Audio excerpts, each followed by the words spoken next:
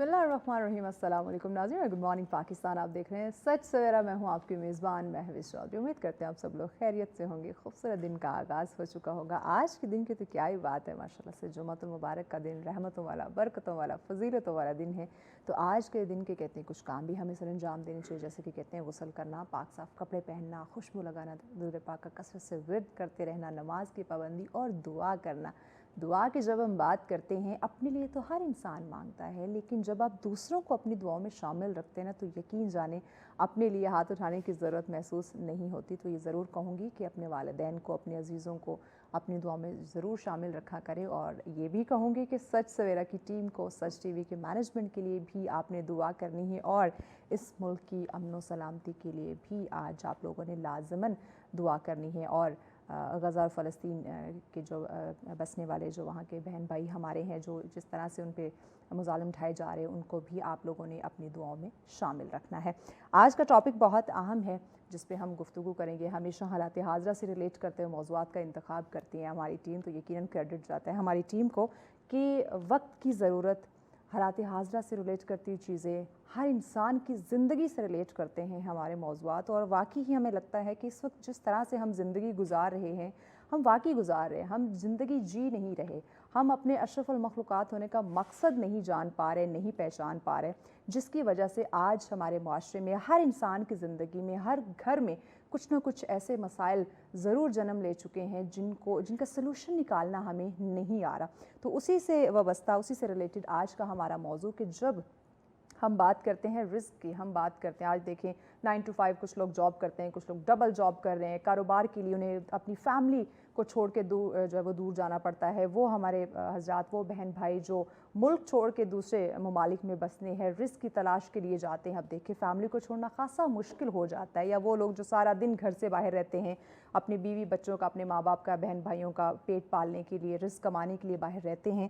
تو آیا یہاں پہ سوال یہ پیدا ہوتا ہے، جو آج کا ہمارا ٹاپک بھی ہوگا، کہ رزق کے معاملے کے لیے اللہ کا جو قانون ہے وہ کیا ہے؟ ہمیں کس طرح سے حلال رزق کمانا ہے؟ کیونکہ پیسہ کمانا، روٹی کے لیے نکل جانا ٹھیک ہے، وہ ہم سب کر رہے ہیں، لیکن ہمیں پتہ کیسے چلے گا کہ جو ہم رزق کما رہے ہیں، جو ہم کام کر رہے ہیں، جسے جاب کی بات کرتے ہیں، مختلف شعبے کی بات کرتے ہیں، جس میں بینکنگ ہے، جس میں آج کل دیکھیں ریل اسٹیٹ کا کام جو ہے وہ بہت عروج پہ ہمیں دیکھنے کو ملتا ہے، یا ڈفرینٹ دیگر اداروں کی بات کر لیتے ہیں، تو آیا کیا ہمیں فرق کیسے پتہ چلے گا کہ یہ جو ہم رزق کما رہے ہیں، یہ جو ہمارا طریقہ ہے، یہ اللہ کے قانون کے مطابق ہے، یہ طریقہ حلال ہے، اور کن طریقوں سے ہمیں اجتناب کرنا ہے، کن فیلڈ سے، کن شعبوں سے اپنے آپ کو دور رکھنا ہے کہ وہاں سے جو رزق آ رہا ہے وہ لقمہ حلال کا نہیں ہے۔ تو اسی پہ آج جانیں گے کہ آیا ہر کوئی رزق کمانا چاہتا ہے، اپنی زندگی خوبصورت کرنا چاہتا ہے، اپنے حالات بہتر کرنا چاہتا ہے، کیونکہ معاملات اس وقت آپ سب لوگوں کے سامنے ہیں کہ حالات و واقعات اس ملک کے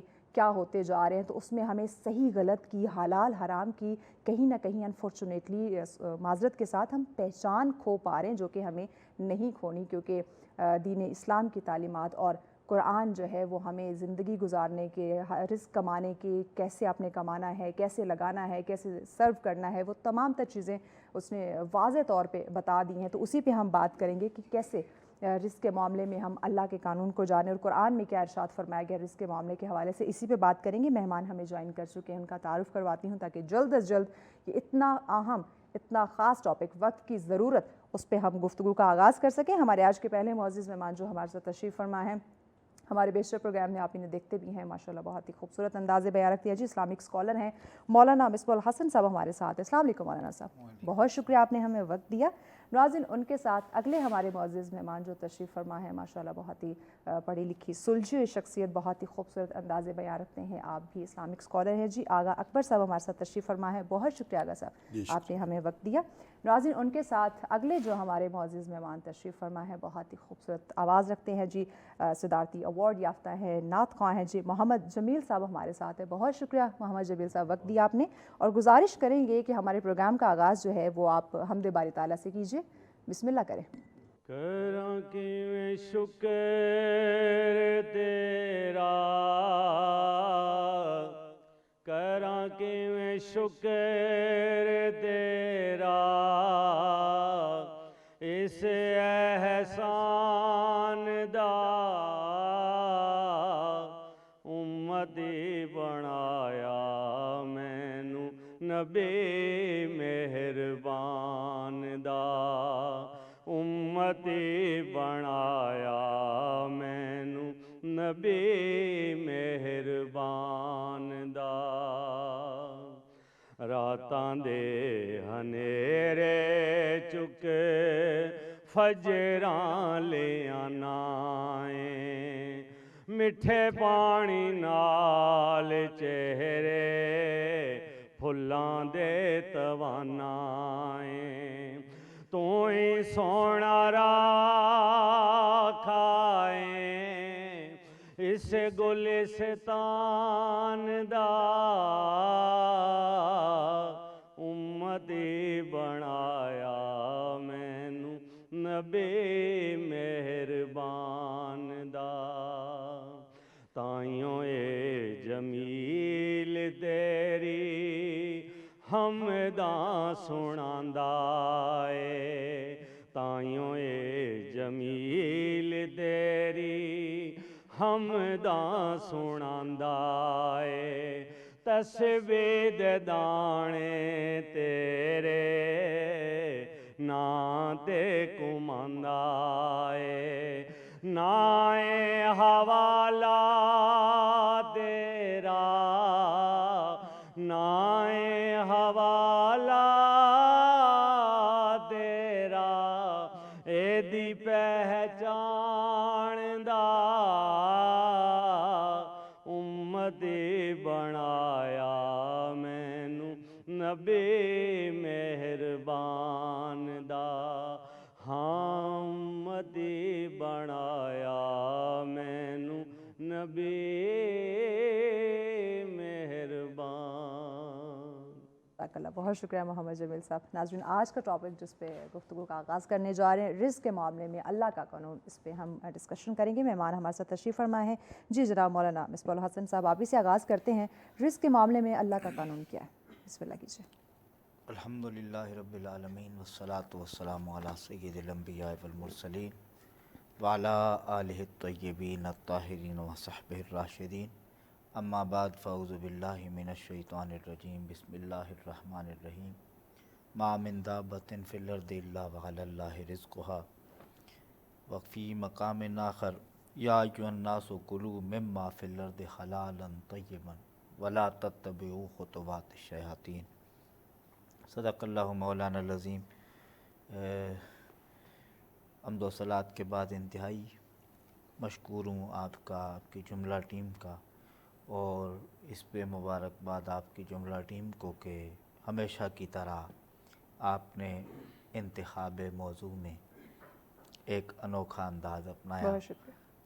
अल्लाह ताला आपको जज़ाए खैर अता फरमाए और आपके इस चैनल के ज़रिए से उम्मत मुस्तफ़वी सल्लल्लाहु अलैहि वसल्लम को ढेरों फ़ायदे हासिल करके अपनी आखिरत को संवारने की तौफ़ीक़ अता फरमाए।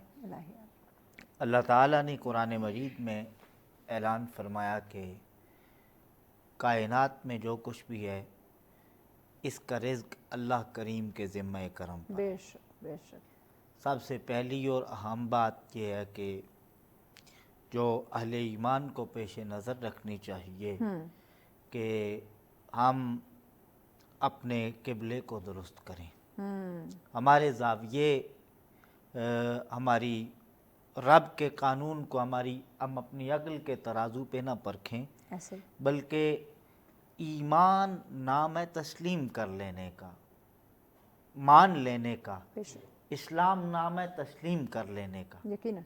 तो यहाँ जब हमने अल्लाह को वहदहू ला शरीक मान लिया और हमने रसूल करीम सल्लल्लाहु अलैहि वसल्लम को रसूल मान लिया, तो अब हमारे लिए लाजिम अल्लाह और उसके रसूल के कानून है। बेशक बेशक। पहला दर्जा उसी का है और उसका कानून ये रोले तब पढ़ते हैं। हज़रत वासिफ अली वासिफ का एक जुमला बड़ा कमाल का जुमला है। वो फरमाते हैं कि जो हमारी जिम्मेदारी है हम उसे अपनाते नहीं। रोला तब पड़ता है कि जब हम अपनी जिम्मेदारी को अपनाते नहीं, और जो हमारी जिम्मेदारी नहीं है हम उसके पीछे पड़ जाते। बिल्कुल ऐसे। بجا اب اس کے معاملے میں ہماری ذمہ داری کیا ہے، رب کی ذمہ داری کیا کیا ہے ایسے؟ ہماری ذمہ داری یہ ہے کہ قرآن مجید میں جی اللہ نے فرمایا وَمَا خَلَقْتُ الْجِنَّ وَالْإِنسَ إِلَّا لِيَعْبُدُونِ، تخلیق انسانیت کا مقصد رزق کمانا نہیں ہے۔ جب ہم اپنی تخلیق کا مقصد سے ہی ہٹ جائیں گے تو پھر رولے پڑنے مسئلے تو ہوں گے بالکل۔ حضرت امام جعفر صادق علیہ السلام نے اس کی تفسیر بیان فرمائی اِلَّا لِيَعْبُدُونَ اِلَّا لِيَعْرِفُونَ، کہا اس کا مقصد یہ ہے کہ بندہ اپنے رب کی معرفت حاصل کرے۔ کیا بات، کیا اب ہمارا مقصد یہ ہے رزق کا معاملہ، اللہ نے فرمایا مَا مِن دَابَّةٍ فِي اللَّهِ وَعَلَى اللَّهِ رِزْقُهَا، کائنات میں جو کچھ بھی ہے اس کا رزق اللہ کے ذمہ کرم پر ہے۔ اب ہمارا معاملہ کیا ہے کہ ہم نے جو ہماری ذمہ داری تھی اس کے لیے ہمارے پاس وقت نہیں ہے، ہے ایسے ہی اور جو رب کی ذمہ داری تھی اسے ہم نے لے لیا، ہم نے اپنا لیا۔ اسے ہم سنبھالنا شروع کر دیتے ہیں۔ ہماری ذمہ داری یہ تھی، ہمیں اس نے اپنی ذات کے لیے پیدا کیا، اپنی معرفت کے لیے پیدا کیا۔ حضرت اقبال نے اس پہ کہا تھا کہ اس نے انسان کو اپنی پہچان کے لیے، اپنی محبت کے لیے، ورنہ طاعت کے لیے کچھ کم نہ تھے کر رو گیا۔ کیا بات، اس نے اپنی محبت، اپنی معرفت کے لیے انسان کا اولین درجہ بالکل ایسے، اور پہلا جو فریضہ ہے وہ یہ ہے کہ وہ اپنے آپ کو پہچانے، بالکل ایسے، وہ اپنے آپ کو پہچانے کہ اس ساری مخلوق میں سے اللہ نے اسے منفرد بنایا۔ کیوں بنایا، بالکل ایسے، اور منفرد کیوں بنایا؟ اسے اشرف المخلوقات، یعنی آپ قرآن میں دیکھیں تو ایک مقام پہ اللہ فرماتا ہے وَلَقَدْ كَرَّمْنَا بَنِي آدَمَ، اور دوسرے مقام پہ اللہ نے فرمایا وَالتِّينِ وَالزَّيْتُونِ وَطُورِ سِينِينَ وَهَٰذَا الْبَلَدِ الْأَمِينِ، چار قسمیں مولا کس کے لیے کھائی جا رہی ہیں؟ لَقَدْ خَلَقْنَا الْإِنسَانَ فِي أَحْسَنِ تَقْوِيمٍ، ہم نے اس انسان کو خوبصورت بنایا ہے، احسن تقویم عطا فرمائی۔ اب اس انسان کی عظمت کی قسمیں کھائی جا رہی ہیں اور ہم اپنی قدر کو کھو بیٹھے ہیں۔ انسانیت کو اللہ نے جو قدر عطا فرمائی وہ فقط سیدہ زہرا کے بابا کے صدقے میں عطا فرمائی، بلکہ امام غزالی نے تو یہاں تک لکھ دیا کہ اس کا مطلب کیا ہے، انسان کو حسین بنایا، خوبصورت بنایا۔ میں کس صورت میں ان اللہ خلق آدم علی صورتہ، اللہ نے انسان کو حضور نبی رحمت کی صورت پہ پیدا فرمایا، سبحان اللہ، سبحان، اس صورت پہ پیدا فرمایا۔ انسان کو اپنی قدر قیمت جاننی چاہیے، اور جس انسان کو یہ قیمت اپنی پتہ چل جاتی ہے، اور اتنی بڑی بات ہے، امام شارانی علیہ رحمہ لکھتے ہیں من عرف نفسہ فقد عرف ربہ، جس نے اپنی ذات کو پہچان لیا اس نے رب کو پہچان لیا۔ سبحان اللہ، بے شک۔ اور ہمارے معاشرے ہم یہ سمجھتے ہیں کہ بس ٹھیک ہے جی یہ تو بڑے لوگ تھے، وہ سمجھتے تھے، انبیاء تھے سمجھتے تھے، آل بیت اور صحابہ سمجھتے تھے، ہم اس سے بری و ذمہ ہیں۔ ایسا نہیں ہے، صبح قیامت تک کے لیے انسانیت کے لیے قرآن مجید موجود ہے، نبی رحمت کا اسوہ موجود ہے، حضور نبی پاک علیہ السلام کی تعلیمات نے۔ اب ہم میں سے بھی جس نے سمجھا، جس نے قرآن میں غور کیا اور سمجھا، اقبال کہتے ہیں ہم نے سمجھ لیا نا، اقبال کہتے ہیں جس نے سمجھا اس نے کیا کہا، فرشتہ مجھ کو کہنے سے میری توہین ہوتی ہے، میں مسجود ملائک ہوں، مجھے انسان ہی رہنے دو۔ یہ انسانیت اتنی بڑی چیز ہے، اور انسانیت کے لیے اسوہ کامل قرآن مجید اور ذات رسالت مآب صلی اللہ اس سے بڑھ کے کچھ ہو نہیں سکتا۔ اب اس میں بھی آپ نے کہا قرآن مجید کا اصول، قرآن نے سب سے پہلے یہ کہا کہ یہ تو اس کی ذمہ داری ہے، آپ اس کی اتنی بڑی فکر نہ کریں، وہ جو اس نے ذمہ کرم پہ، آپ حیران ہوں گے، ہم گاؤں دیہاتوں میں دیکھتے ہیں کہ آپ ایک پتھر کو دیکھو، اور ہمارے معاشرے میں ہماری تعلیم کا یہ حال ہے، ہم دیکھتے تھے وہاں اسمبلی ہوتی تھی تو وہ اسمبلی میں پاک سرزمین کے ساتھ یہ پڑھتے تھے لب پہ آتی ہے دعا بن کے تمنا میری، بالکل۔ اب وہاں اس کے بجائے آپ پتہ نہیں کیا صورتحال ہے، وہاں ایک حمد ہوتی تھی، بالکل بالکل ایسے، ایک حمد ہوتی تھی۔ اب تو میں اس دن 2-4 दिन पहले तलाश कर रहा था अपने बच्चों को दिखाने के लिए, तो बड़ी ओखी जाके मुझे वो नेट से मिली है, किसी किताब में नहीं। बोलते थे चांद तारों में तू, मुर्गजारों में तू, ऐ खुदाया किसने तेरी हकीकत को पाया।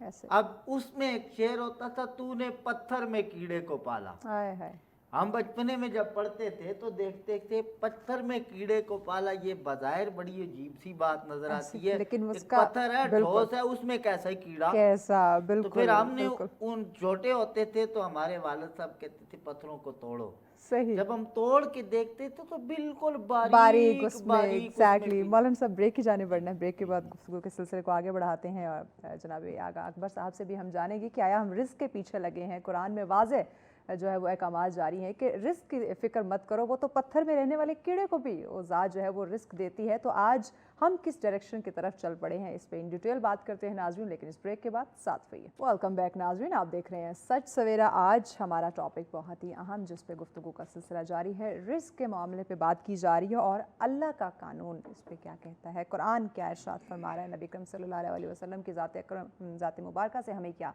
सबक मिलता है, उसी पे हम डिस्कशन करें। और आज इस वक्त मौजूदा दौर में क्या हालात, क्या वाक़यात और हम कर क्या रहे हैं, ये जानना यकीनन बहुत ज़्यादा ज़रूरी है। मेहमान हमारे साथ तशरीफ़ फरमाए, गुफ्तगू का सिलसिला जारी है। जनाब आगा अकबर साहब आपकी तरफ आते, बड़ी खूबसूरती के साथ मौलाना मिसबाह हसन साहब ने जो है वो बयान फरमाया कि आया अल्लाह का कानून क्या है, कुरान क्या कह रहे है। बात उन्होंने यहाँ पे छोड़ी थी, वही उसी बात को आप कंटिन्यू कीजिए कि अल्लाह तो पत्थर में बसने वाले कीड़े को भी रिस्क देता है। तो आज हम किस डगर जो है वो चल पड़े हैं, क्यों हम कुरान की तालीमात को, कुरान को पढ़ नहीं रहे, समझ नहीं रहे। जी बिस्मिल्लाह कीजिए। औज़ु बिल्लाहि मिनश शैतानिर रजीम, बिस्मिल्लाहिर रहमानिर रहीम, व बिही नस्तईन व हुवा खैरुन नासिर वल मुईन, अम्मा बाद फ़क़द क़ाल अल्लाहुल हकीम फ़ी किताबिहिल मतीन, बिस्मिल्लाहिर रहमानिर रहीम, इन्नल्लाह वरज़ाक़ु ज़ुल क़ुव्वतिल मतीन, सदक़ल्लाहुल अलीयुल अज़ीम। खुदावंद आलम ने कायनात की जिस रूह को भी खल किया है जी, उसने वादा किया कि उसका रिज़्क़ राज़िक में ख़ुद, बेशक ये क्लियर है। इस राज़िक वो जिसने खल किया, जो खालिक है, वही कायनात का राज़िक है। बेशक, और फिर जिस तरह अभी क़िबला साहब ने आयत मजीदा की तिलावत की थी कि खुदा ने कहा कि तुम ज़ाहिर है मुस्तक़िर हो तो भी रिज़्क़ में पहुँचाऊँगा, और अगर तुम अर्ज़ी है तुम यानी तुम्हें तुम्हारा एड्रेस ढूंढने में अल्लाह को कोई मुश्किल नहीं है। बेशक, तुम जहाँ पर भी हो, तुम ज़ाहिर में हो तो मुस्तक़िर हो, एक जगह पे मौजूद हो, या तुम जहाँ दुनिया के जिस कोने में हो, तुम्हारा रिज़्क़ मुझ खुदा के ज़िम्मे है। और फिर खुदावंद आलम ने एक दूसरे मकाम पे कुरान मजीद में इरशाद फरमाया, अल्लाहु लतीफ़ुम बिइबादिही। ये जुमला इतना खूबसूरत जुमला है, अल्लाहु लतीफ़ुम बिइबादिही, ये अल्लाह के बंदों पर उसका लुत्फ़ है। सुभान अल्लाह, सुभान अल्लाह। अल्लाहु यर्ज़ुक़ु मन यशाअ, अल्लाह जिसे चाहता है बेहिसाब रोज़ी देता है, वह यक़दिर, और उसने लिख दी है उसके मुक़द्दर में रोज़ी। तो ये खुदावंद आलम के इतने खूबसूरत कवानीन जो उसने बनाए हैं, ये इसलिए बनाए हैं ताकि इंसान को पहले उस ज़ात पे भरोसा और यकीन होना चाहिए कि जिसने मुझे खल किया है वही मेरा राज़िक है, जिसने मुझे ज़िंदगी दी है वो मुझे ज़िंदगी की तमाम आसाइशात और मेरी तमाम ज़रूरियात को मुझसे बेहतर जानता भी है, और मेरी हर ज़रूरत को वो पूरा भी करेगा। तो जब खुदा ने वादा कर दिया और इंसान जब उसकी ज़ात पर ईमान ले आता है, तो फिर उसको सबसे पहली चीज़ उसके अंदर यकीन पैदा हो जाना चाहिए कि मेरा जो खालिक व मालिक है, जो मेरा राज़िक है, वो मुझे रिज़्क़ देगा, हर सूरत में देगा। अब उसके बाद उसने उस रिज़्क़ को इंसान तक पहुँचाने के मुख्तलिफ़ कवानीन और सुन्नतें कायम की हैं। जो असल मुश्किल है आज हमारे माशरे की, या हम अफराद का शिकार होते हैं या तफरीद का शिकार हो जाते हैं। या तो हम ये कहते हैं कि बस खालिस तवक्कल है अल्लाह पर, बस हम घर में लेट गए, हमने करना ही कुछ नहीं है और खुदा हमें घर बैठे हमें मिल जाएगा। तो खुदा हमें, बस हमने कुछ नहीं करना, खुदा ने लिख दिया और हमें देगा वो।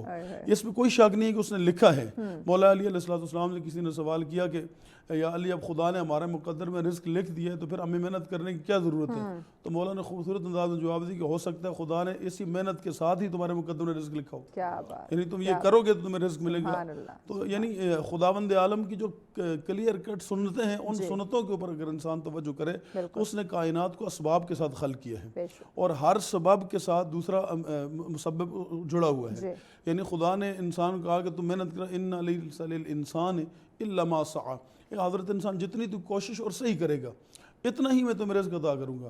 جناب حضرت مریم سلام اللہ علیہ کا واقعہ قرآن مجید میں ہے۔ مشکل ترین وقت ہے خاتون کے لیے کہ جب اس کے ہاں بچے کی ولادت ہو اور ایسے وقت میں وہ تنہا ہو، اکیلی ہو، اور پھر خداوند عالم اس کے لیے معجزاتی طور پہ درخت کے ساتھ پھل لگا دے، لیکن پھل لگانے کے بعد جو خدا بے وقت بے موسم پھل لگا سکتا ہے وہ کھلا بھی سکتا تھا، لیکن خدا نے کہا اے مریم آپ اس درخت کو ہلاؤ تاکہ کھجوریں گریں اور اٹھا کے کھاؤ۔ یہ قرآن مجید میں اللہ نے اپنی ایک سنت قائم کی کہ رزق دینا میری ذمہ داری ہے، میں بے موسم بے وقت رزق دے سکتا ہوں، لیکن اس کے لیے محنت اور جستجو کرنا تمہاری ذمہ داری ہے۔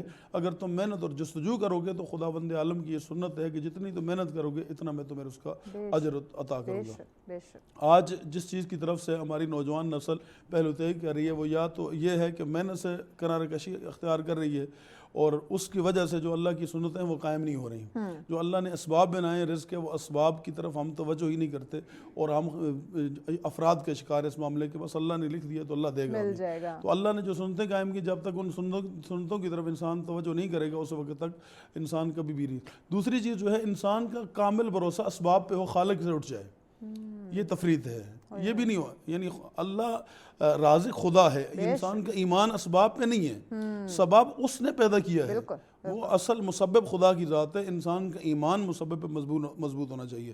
جب انسان کا مسبب ایمان ہوگا اور سبب کی طرف توجہ ہوگی تو انسان کوشش کرے گا، تو پھر خداوند عالم اس کو بے حساب اللہ لطیف بعبادی، پھر خدا کہتا ہے کہ یہ اللہ کا لطف ہے اپنے بندوں پر، یہ اللہ کی مہربانی ہے اس کے بندوں پر کہ میں یشاء بغیر حساب، اللہ جسے چاہتا ہے بغیر حساب کے روزی عطا کرتا ہے، یقدر، اور اللہ نے اس کے مقدر میں روزی لکھ دی ہے۔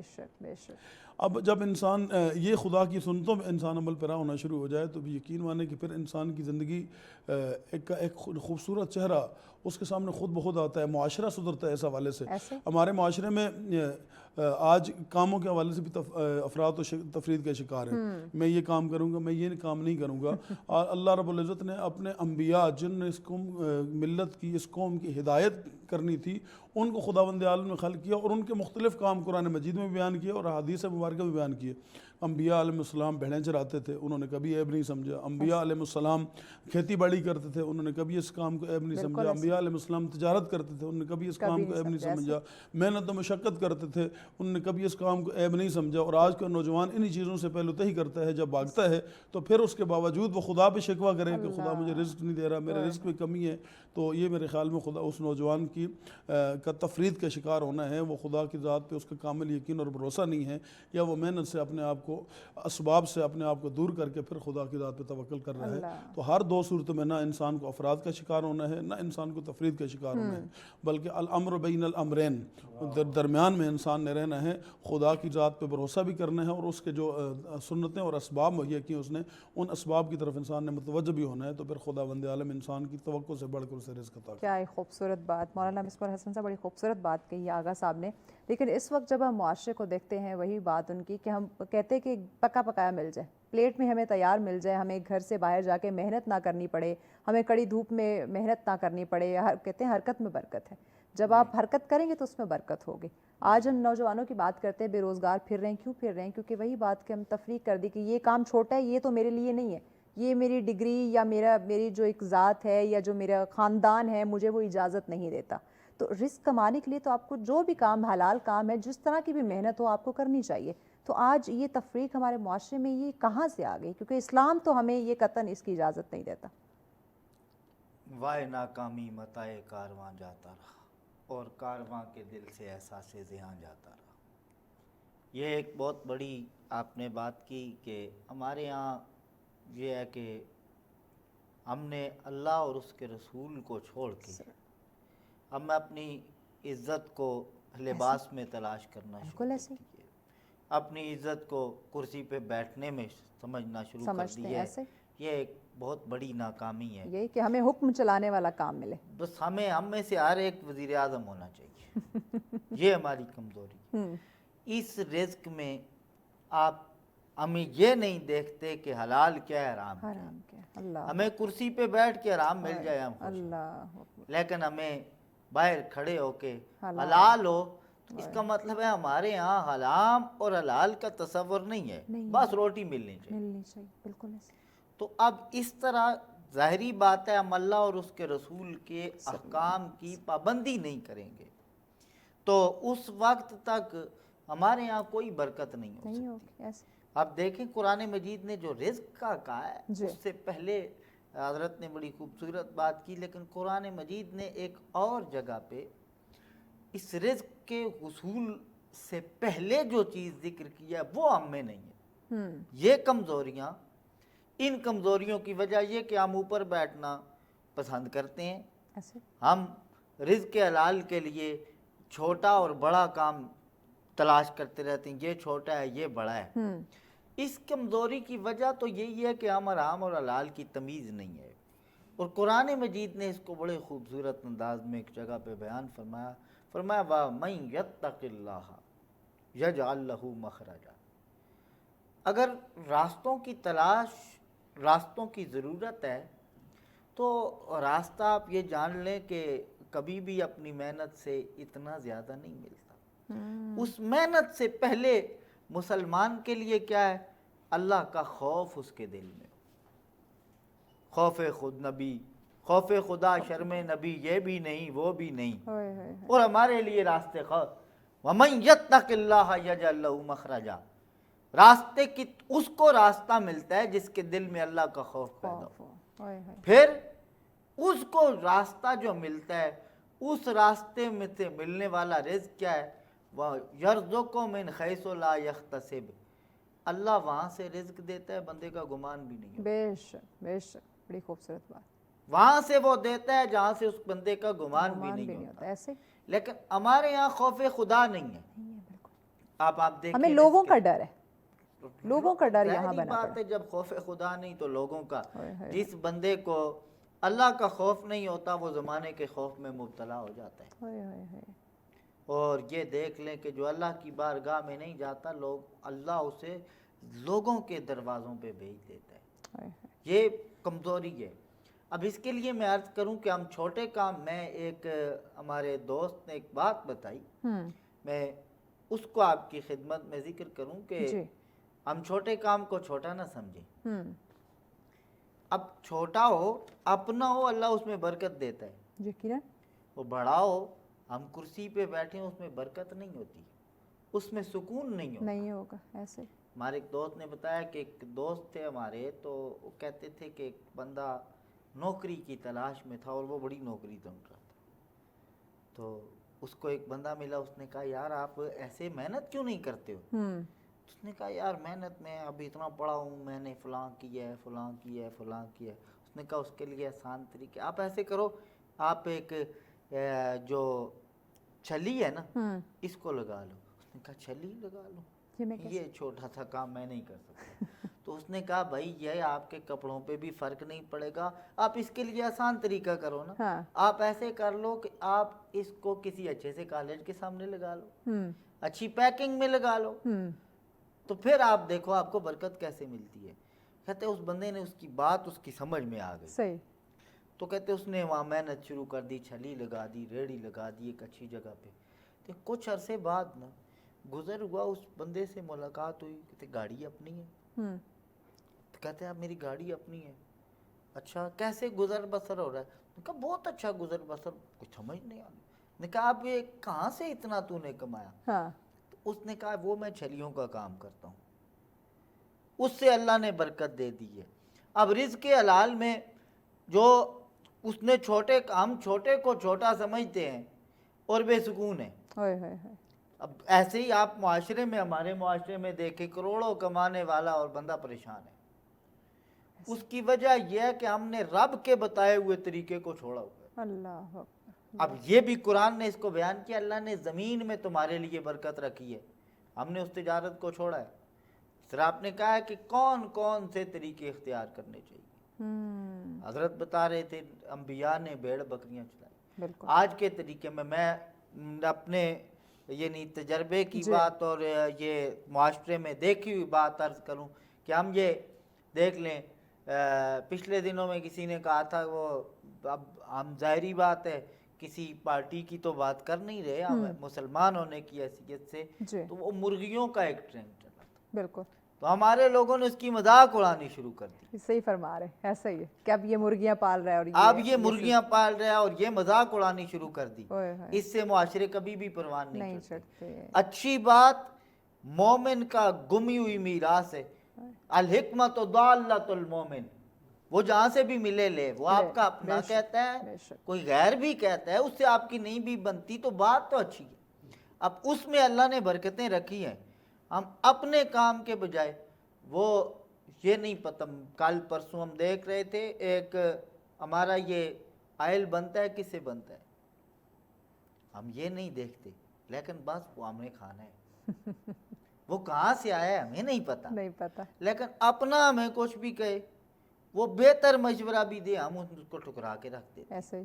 تو یہ اب بکریوں میں خود انبیاء کی سنت ہے. سبحان اللہ. اور یقین مانے کہ باقی کسی کام میں برکت ہوگی، ہم انکار نہیں کرتے، لیکن اس میں جو رکھنے والے لوگ ہیں ان سے پوچھیں اللہ نے برکتیں کتنی رکھی. بے شک بے شک. اللہ نے برکتیں، اور لیکن ہم اس کو چھوٹا کام سمجھتے ہیں. بالکل، ہم کہتے ہیں یہ تو ہمیں اجازت نہیں دیتا، سوٹ نہیں کرتا یہ ہمارے خاندان کو. ہمارے خاندان کو، ہم چودھری ہیں، راجے ہیں، فلاں ہیں، ہمیں یہ نہیں کرتا. ہم اس میں اللہ نے برکت، اس کے بجائے ہم سود کھا لیتے ہیں. اللہ اکبر، اللہ اکبر. اس کے بجائے ہم رشوت کھا لیتے ہیں. اس کے بجائے ہم وہ کام کر لیتے ہیں کہ اب جن کو بیان کرتے ہوئے بھی شرم محسوس ہوتی ہے کہ ایسے ایسے کام. اس لیے خدا کے بنائے ہوئے قانون اور اللہ کے محبوب کے بتائے ہوئے جو طریقے، آپ دیکھیں نبی رحمت کے اصحاب کی محنت اور مشقت کو دیکھیں کہ قرآن مجید نے ایک جگہ بیان کہ وَلَا تَطْرُدِ الَّذِينَ یدعون ربهم بالغداۃ والعشی. اب اس میں وہ کون لوگ تھے؟ نبی رحمت کے کچھ اصحاب تھے. کہاں وہ لوگ اور کہاں 14ویں صدی. ایسے حضور کے ساتھ اٹھنے بیٹھنے والے محنت کرتے تھے، ان کے جسم سے پسینہ نکلتا تھا اور وہ اپنی نہیں غیر مسلموں کے ساتھ پاس جا کے محنت کرتے. کیا تو عبداللہ بن ابی جیسے منافق کمپنی نے نبی پاک علیہ السلام سے یہ فرمایا محبوب آپ، حضور آپ ایسے کریں کہ ان کو اپنے پاس سے اٹھا لیں تو تب ہم آئیں گے، یا پھر دوسرا یہ کہ ان کے لیے الگ وقت رکھیں، ہمارے لیے الگ وقت. ٹھیک ہے مولانا صاحب، بریک لینی ہے. بریک کے بعد آپ اس روایت کو ضرور مکمل کیجیے گا. ناظرین، بہت ہی اہم گفتگو کا سلسلہ جاری، رزق کے حوالے سے ہم بات کریں، مزید ڈسکشن کو آگے بڑھاتے ہیں، لیکن اس شارٹ بریک کے بعد ساتھ رہیے. ویلکم بیک ناظرین، آپ دیکھ رہے ہیں سچ سویرا. آج کا ہمارا ٹاپک جس پہ گفتگو کا سلسلہ جاری ہے، رزق کی بات کی جا رہی ہے، اور رزق کے معاملے میں اللہ کا جو قانون ہے اس پہ ہم بات کریں. قرآن کیا کہتا ہے، کس طرح سے ہمیں رزق حلال کمانا چاہیے اور کس طرح سے ہمیں کام کرنا چاہیے، ہماری روٹین، ہمارے معاملات ہماری کیا ہونے چاہیے. کیونکہ آج کل ہم دیکھتے ہیں ہماری زندگی میں، معاشرے میں، ہر گھر میں کوئی نہ کوئی مسئلہ مسائل چل رہا ہے. رزق کو لے کے، کسی نہ کسی چیز کو لے کے ہم ضرور انزائٹی ڈپریشن کا شکار ہے. تو یقیناً اس کے پیچھے ہمارے معاملات ہیں، ہماری نیت خاص کر وہ ہے. تو اسی پہ ہم بات کریں. مہمان ہمارے ساتھ موجود ہیں. جی جناب مولانا مصباح الحسن صاحب، آپ نبی کریم صلی اللہ علیہ وسلم کی ایگزامپل کوٹ کر رہے تھے، وہ آپ مکمل کر لیں بات. جی میں آپ کی اس بات سے کہ ہمارا نوجوان جو ہے وہ یہ بڑا کام چاہتا ہے اور وہ چھوٹا موٹا کام کرنا نہیں ہے، کرتا ہے کسی کام محنت میں. جی کہ نام ہی کوئی بغیر مشقت نہیں ہوا، 100 بار جب عقیق کٹا تب نہیں ہوا. تو محنت میں اس کے لیے ظاہری بات ہے کہ ہمارے یا میں اس بات کو تھوڑا سا کھول کے اگر ذکر کروں، اس کی کچھ کمی بھی ہے. ہم سارا شکوہ نوجوانوں پہ ہی کرتے ہیں. کچھ کمی یہ بھی ہے کہ ہمارے نوجوانوں کو ہم نے کتاب سنت بتائی بھی نہیں. اللہ، یہ بھی ایک کمزوری ہے. اور آپ کے اس چینل کی توسط سے میں اپنے مذہبی طبقے کے علماء کی خدمت میں بھی عرض کروں، یعنی اس میں ہم بڑوں کے، ہمارے جو ادارے، ماں باپ کی بات کر لیں، اساتذہ کی بات کر لیں، علماء کرام کی بات کر لیں. ظاہری بات ہے، اس میں سیدھی سی بات ہے جی کہ یہاں علم کی تبلیغ علماء نے کرنی ہوتی ہے. ہمارے والدین کو بھی وہی سکھاتے ہیں، ہمیں بھی وہی سکھانے والی شخصیات ہوتی ہیں. تو یہ ہماری کمزوریاں ہیں. میں اپنے علماء کے طبقے سے بھی آپ کی اس چینل کی وساطت سے عرض کروں کہ ہمارے ہاں صورتحال یہ ہے کہ ہمارے خطبے میں ہر چیز پہ بات ہوتی ہے، ہائے ہائے، ہوتی نہیں ہے تو معاشرے پہ نہیں۔ معاشرے پہ، ہمارے آپ یہ دیکھیں کہ وضو تک کے مسائل کو بیان کرنا ہم بے ادبی سمجھتے ہیں اپنی بھی۔ بالکل ایون ہماری ہمارا نوجوان ظاہری بات ہے وہ سمجھے گا ہاں۔ کہ چھوٹے کام کو کمزوری، اس لیے کہ الناس علی دین ملوکہم، جب ہمارے جو اوپر والا طبقہ ہے وہ نہیں کرے گا، یہ سیدھی لیکن ہمارے ہی ایک پروگرام میں جمعے کے خطبے پہ ہم نے پروگرام کیا تھا، تو اس میں علماء کرام نے بڑی خوبصورتی سے بات کی کہ ہم جب ممبر پہ ہوتے ہیں تو جن مسائل پہ ہمیں بات کرنی چاہیے، ہمارے جو حالات چل رہے ہیں، جو معاشرے میں جو مسائل ہیں ان پہ جو بات کرنی چاہیے وہ ہم نہیں کرتے، ہم کچھ اور جو مسئلے ہیں وہ لے کر بیٹھ میں آپ کو یہ جاتے عرض کروں کہ معاشرے کو بھی ہم، مسجد جو ہے وہ ایک علاقے اور محلے کی ہوتی ہے، ایسے امام کا کام ہے کہ وہاں دیکھے اس کے معاشرے میں کیا کمزوری چل رہی ہے، ایسے ہی بالکل ایسے وہ دیکھے کہ اس کے مقتدیوں میں آیا کتنا اللہ اور اس کے رسول کے قوانین ان کے علم میں آئے یا نہیں، یہی بات یہ بھی دینا ہماری ذمہ داری ہے، یقیناً۔ ایک عالم کی ذمہ داری ہوتی ہے۔ اس لیے میں ایک بات، بڑے بندے کی بات عرض کروں شاید کام آ جائے۔ ڈاکٹر حسن بل گرامی ایک بڑے عالم گزرے ہیں، اور ان کی کافی کتابیں، ایک فیوز القرآن کے نام سے، اور ان کی ایک کتاب ہے جی، اس میں تنویر سحر کے نام سے ایک کتاب ہے، اس کا ایک جملہ مجھے بڑا پسند آیا ہے اور مجھے تو اس سے کافی رہنمائی ملی ہے۔ وہ کہتے ہیں کہ اگر ہمارے ملک میں صرف ہمارے جمعے کے خطبے درست ہو جائیں، ہمارا معاشرہ درست ہو جائے۔ یہی بات ہمارے علماء کرام نے بھی یہی جی، کہا تھا شو میں، کہ اگر جمعے معاشرہ کے درست خطبے ہو جو ہے جائے، نا وہ درست ہو جی، جائیں۔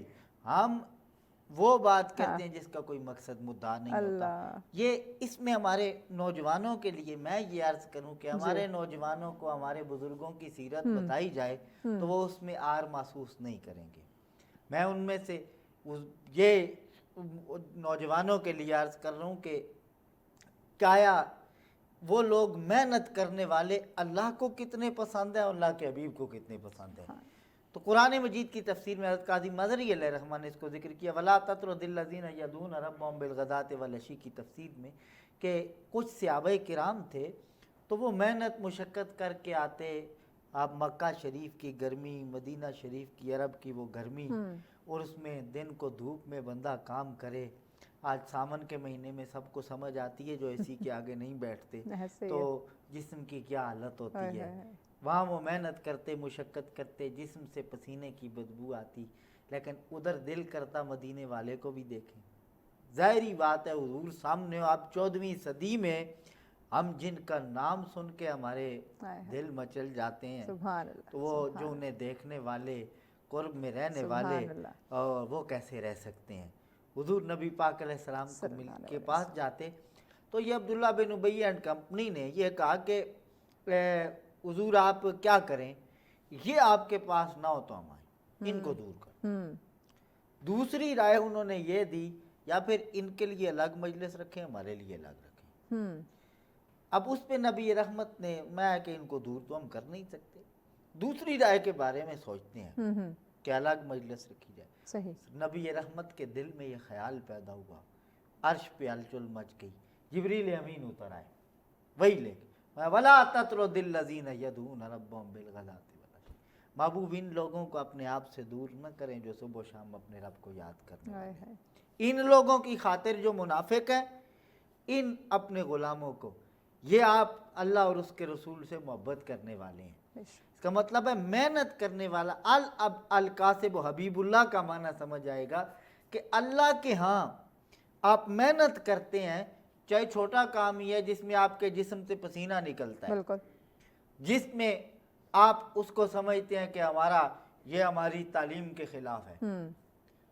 ہم نہیں سمجھتے کہ شاید یہ انگریزی تعلیم کے خلاف ہو سکتا ہے، تعلیم محمدی کے خلاف نہیں۔ کیا بات، کیا خوبصورت بات کہی۔ یقیناً محنت کرنا، رزق حلال کمانا اللہ کا اور اس کے رسول کا یقیناً دوست ہوتا ہے۔ بڑی خوبصورت گفتگو کا سلسلہ جاری ہے، نبی کریم صلی اللہ علیہ وسلم کا ذکر ہو رہا ہے تو نعت رسول مقبول صلی اللہ علیہ وسلم سنتے ہیں۔ جی محمد جمیل صاحب بسم اللہ کیجئے۔ کبھی انسان یہ سوچے کہ کمال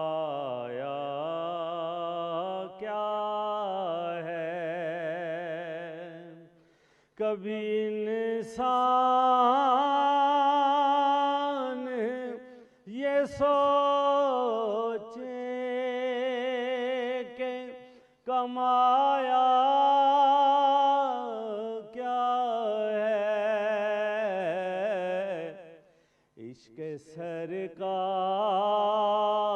نہ پایا ہے تو پایا کیا ہے، اور ان کی توصیف و ثنا کے لیے ہی زندہ ہوں، ورنہ اس جھوٹ بھرے دنیا میں رکھا کیا ہے، اور آج حیدر کو تو پہچان کہ کیا ہے حیدر، ورنہ محشر میں تو جانے گا کہ مولا کیا ہے، اور بی بی زینب کی خطابت سے وہ دربار یزید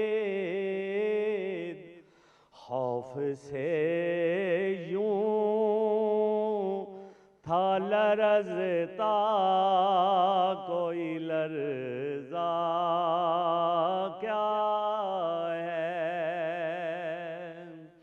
اور غازی عباس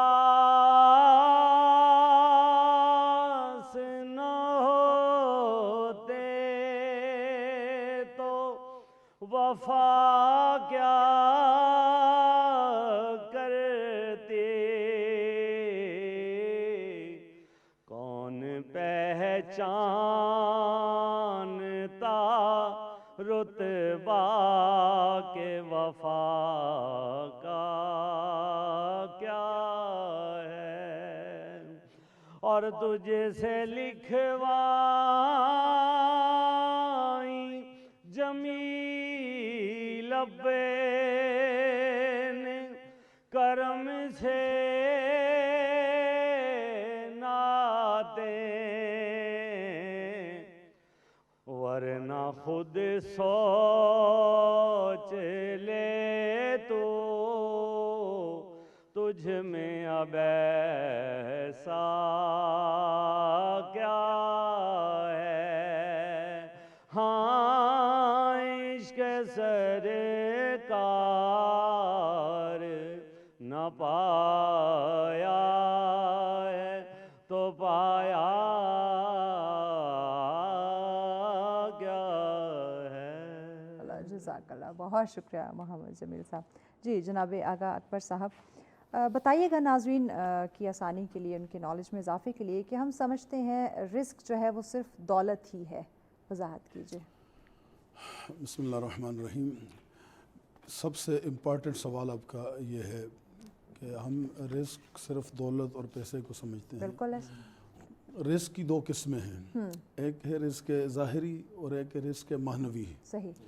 یعنی ایک ہے انسان کے ظاہری بدن کے لیے رزق، ایک ہے انسان کی روح کی غذا، روح کے لیے رزق۔ صحیح۔ جو انسان کی ظاہری بدن کے لیے رزق ہے، اس کو جتنی بھی نعمات الہی ہیں، ذرا رزق کی تعریف ذرا سمجھ لیجیے گا۔ رزق کی تعریف یہ ہے کہ خداوند عالم نے ہر وہ نعمت جو انسان کے فائدے کے لیے خلق کی ہے، وہ رزق ہے انسان کے لیے۔ بھی اس کو میں دوبارہ ریپیٹ کر رہا ہوں تاکہ ناظرین تک یہ بات پہنچ جائے۔ ہر وہ نعمت جو انسان کے فائدے کے لیے خداوند عالم نے پیدا کی ہے، اس کو اللہ نے قرآن مجید کی مختلف آیات میں رزق کہا ہے، اور معصومین علیہ السلام کی احادیث میں بھی۔ تو یعنی اب جو کچھ نعمتیں ظاہری ہیں کچھ باطنی ہیں. جو ظاہری نعمتیں ہیں مثلا انسان کے لیے گندم ہے، آٹا ہے، جو ہے، لباس ہے، انسان کا رہن سہن کے لیے مکان ہے، یہ ساری نعمتیں یہ خداوند عالم نے انسان کی ظاہری بدن کے لیے رزق قرار دی ہیں. اسی طرح انسان کی روح کے لیے رزق کیا ہے؟ انسان کی اگر انسان کا ظاہری بدن اس میں اگر کوئی بیماری لگ جائے تو جب تک اس کے علاج نہ ہو بدن ٹھیک نہیں ہوتا. تو اگر انسان کی روح کو کوئی بیماری لگ جائے تو اس کو بھی علاج کی ضرورت ہے. تو خداوند عالم نے اسی طرح روح بھی کمزور ہوتی ہے جس طرح ظاہری بدن کمزور ہوتا ہے.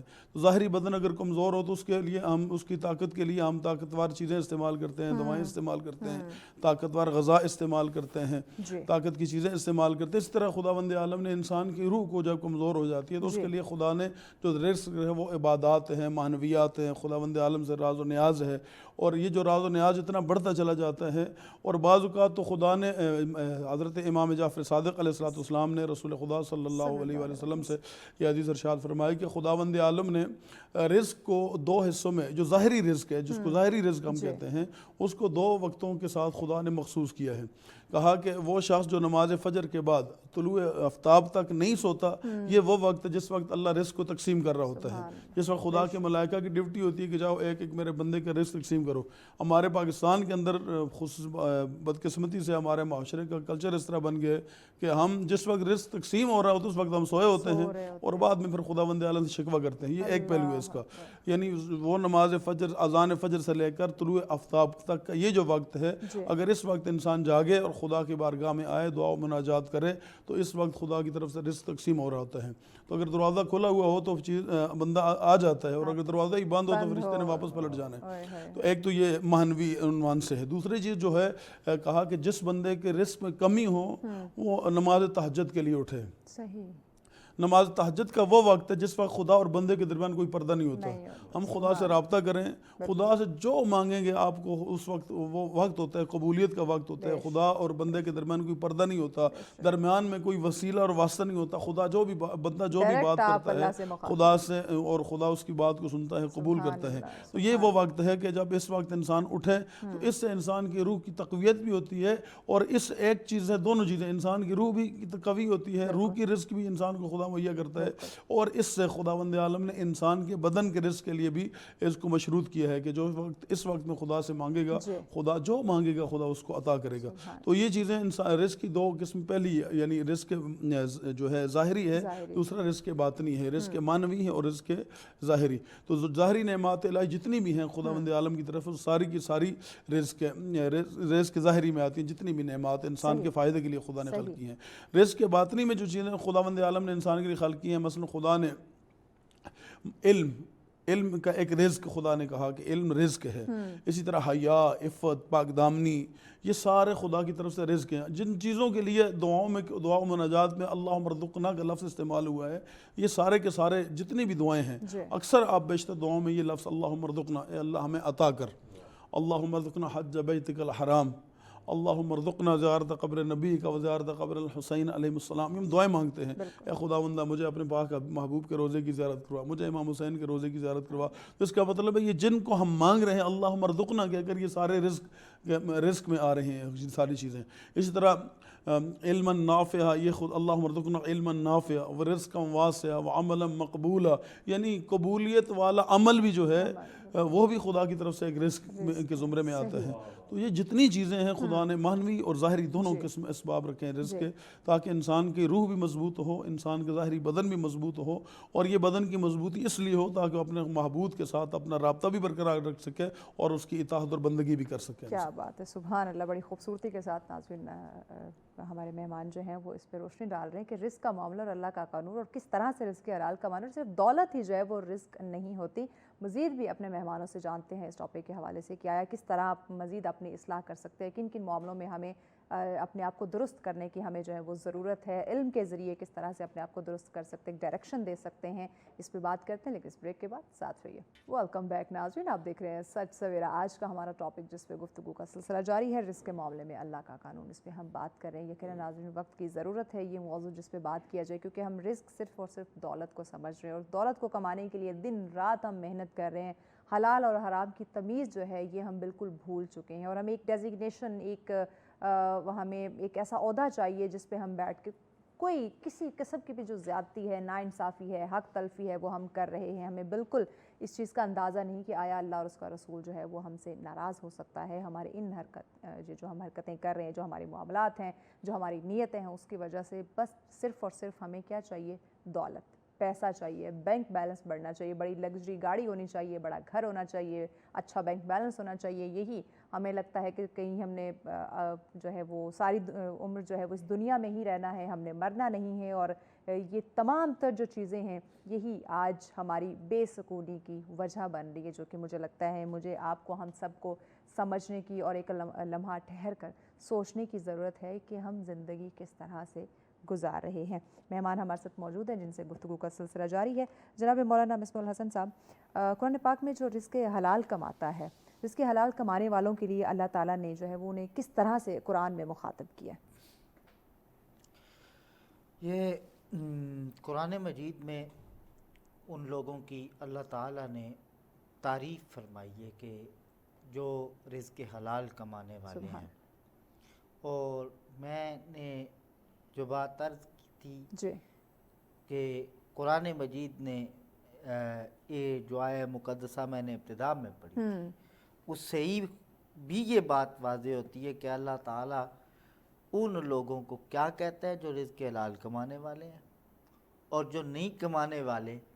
मैं इस आया मुक़द्दसा का सारा सिर्फ इसलिए ले रहा हूँ, बाकी आयात को छोड़ के, इसमें दोनों तबके के लोग आ जाते हैं।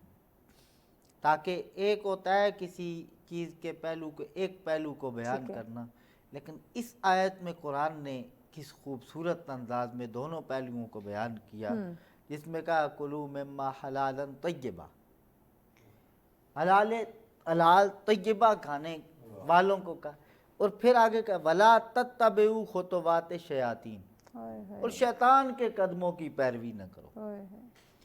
इसका मतलब है एक है रहमान की पैरवी, एक है शैतान की पैरवी। यानी कुरान ने वाज़े अल्फाज में ये जिक्र किया कि जो हलाल नहीं कमाने वाले वो शैतान की पैरवी करने वाले हैं। तो इससे बढ़ के आप क्या तारीफ़ होगी कि जो रिज़्क़ हलाल कमाने वाले हैं वो रहमान की पैरवी करने वाले हैं। क्या बात। अब जिस शख्स को रहमान की पैरवी नसीब हो जाए, सुभान अल्लाह, इससे बढ़ के उसकी तारीफ़ क्या है? क्या होगी? क्या उसकी तारीफ़ होगी कि कुरान का उसूल जिसे कह रहा है कि ये वो लोग हैं जो अपने मालिक की, अपने रब की, अपने खालिक की पैरवी करने वाले। हमारे यहाँ शायद इसको कोई इतनी अहमियत या उस गहराई से, जिस तरह कहा था कि ये भी एक रिज़्क़ है, अल्लाह जिसको फाम अता फरमाए ना, ये भी एक रिज़्क़ है। क्या बात। और नबी रहमत ने तो अपनी औलाद के लिए एक जुमला इरशाद फरमाया था, मुस्तदरक की रिवायत है, अहलो बैती खुलिकू मिन तीनती वरोज़कू मिन फामी, मैं जो मेरे आले बैत हैं ना, उनको मेरी तीनत से पैदा किया गया और उन्हें फाम मोहम्मदी अता किया। ये फाम भी एक रिज़्क़ है कि हमारी समझ में आ जाए इस चीज़ की कीमत क्या है। कि हज़रत इमाम जाफ़र सादिक़ अलैहिस्सलाम के इस बात से मैं बात मुमकिन है कि हमारी कौम को समझ आ जाए कि कुरान मजीद में या अय्युहल्लज़ीना आमनू कह के ईमान वालों को कहा गया। हम इस पे शायद गौर नहीं करते कि हम कौन लोग हैं, और जो हम अगर नेकी वाला काम करते हैं तो कुरान हमें किस अंदाज में मुखातिब हो गए, अल्लाह किस अंदाज से हमसे मानते हैं। ये कितनी बड़ी सआदत की बात है कि अल्लाह हमें ईमान वाला कहता है। क्या बात। वो कायनात का खालिक किस अंदाज से मुखातिब हो, ईमान वाला कह के किसी को मुखातिब हो, तो कहते हैं कि ये इतनी गहराई वाली बात है। इमाम जाफ़र सादिक़ अलैहिस्सलाम फरमाते हैं कि ये बंदे को क्यों नहीं पता चलता, अल्लाह की राह में वो जाता है, शहीद हो जाता है, इधर तलवार लग रही है, उधर तीर लग रहा है, जिस्म के टुकड़े टुकड़े हो रहे हैं, लेकिन बंदा फिर भी मुस्कुरा रहा है और उसे किसी तलवार की परवाह नहीं। आप ये देखते हैं कि वैसे अगर किसी को कांटा भी चुभे तो वो हाय करता है, وہ تڑپتا ہے، بالکل لیکن جہاد میں جانے والا تو تڑپتا نہیں ہے۔ ادھر غازی عباس کے بازو کٹ رہے ہیں اور نہیں، ایک کٹ گیا دوسرے میں پکڑ لیتے ہیں۔ یہ نہیں درد اس کو باندھیں یار یہ کٹ گیا ہے، دوسرا کٹ گیا مشکیزہ منہ میں پکڑ لیتے ہیں، وہ دو بازو میرے چلے گئے ہیں کچھ تو کرو، لیکن وہ تڑپتے نہیں ہیں، اس میں بھی وہ مزے لے رہے ہیں۔ یہ مزے کیوں لے رہے ہیں؟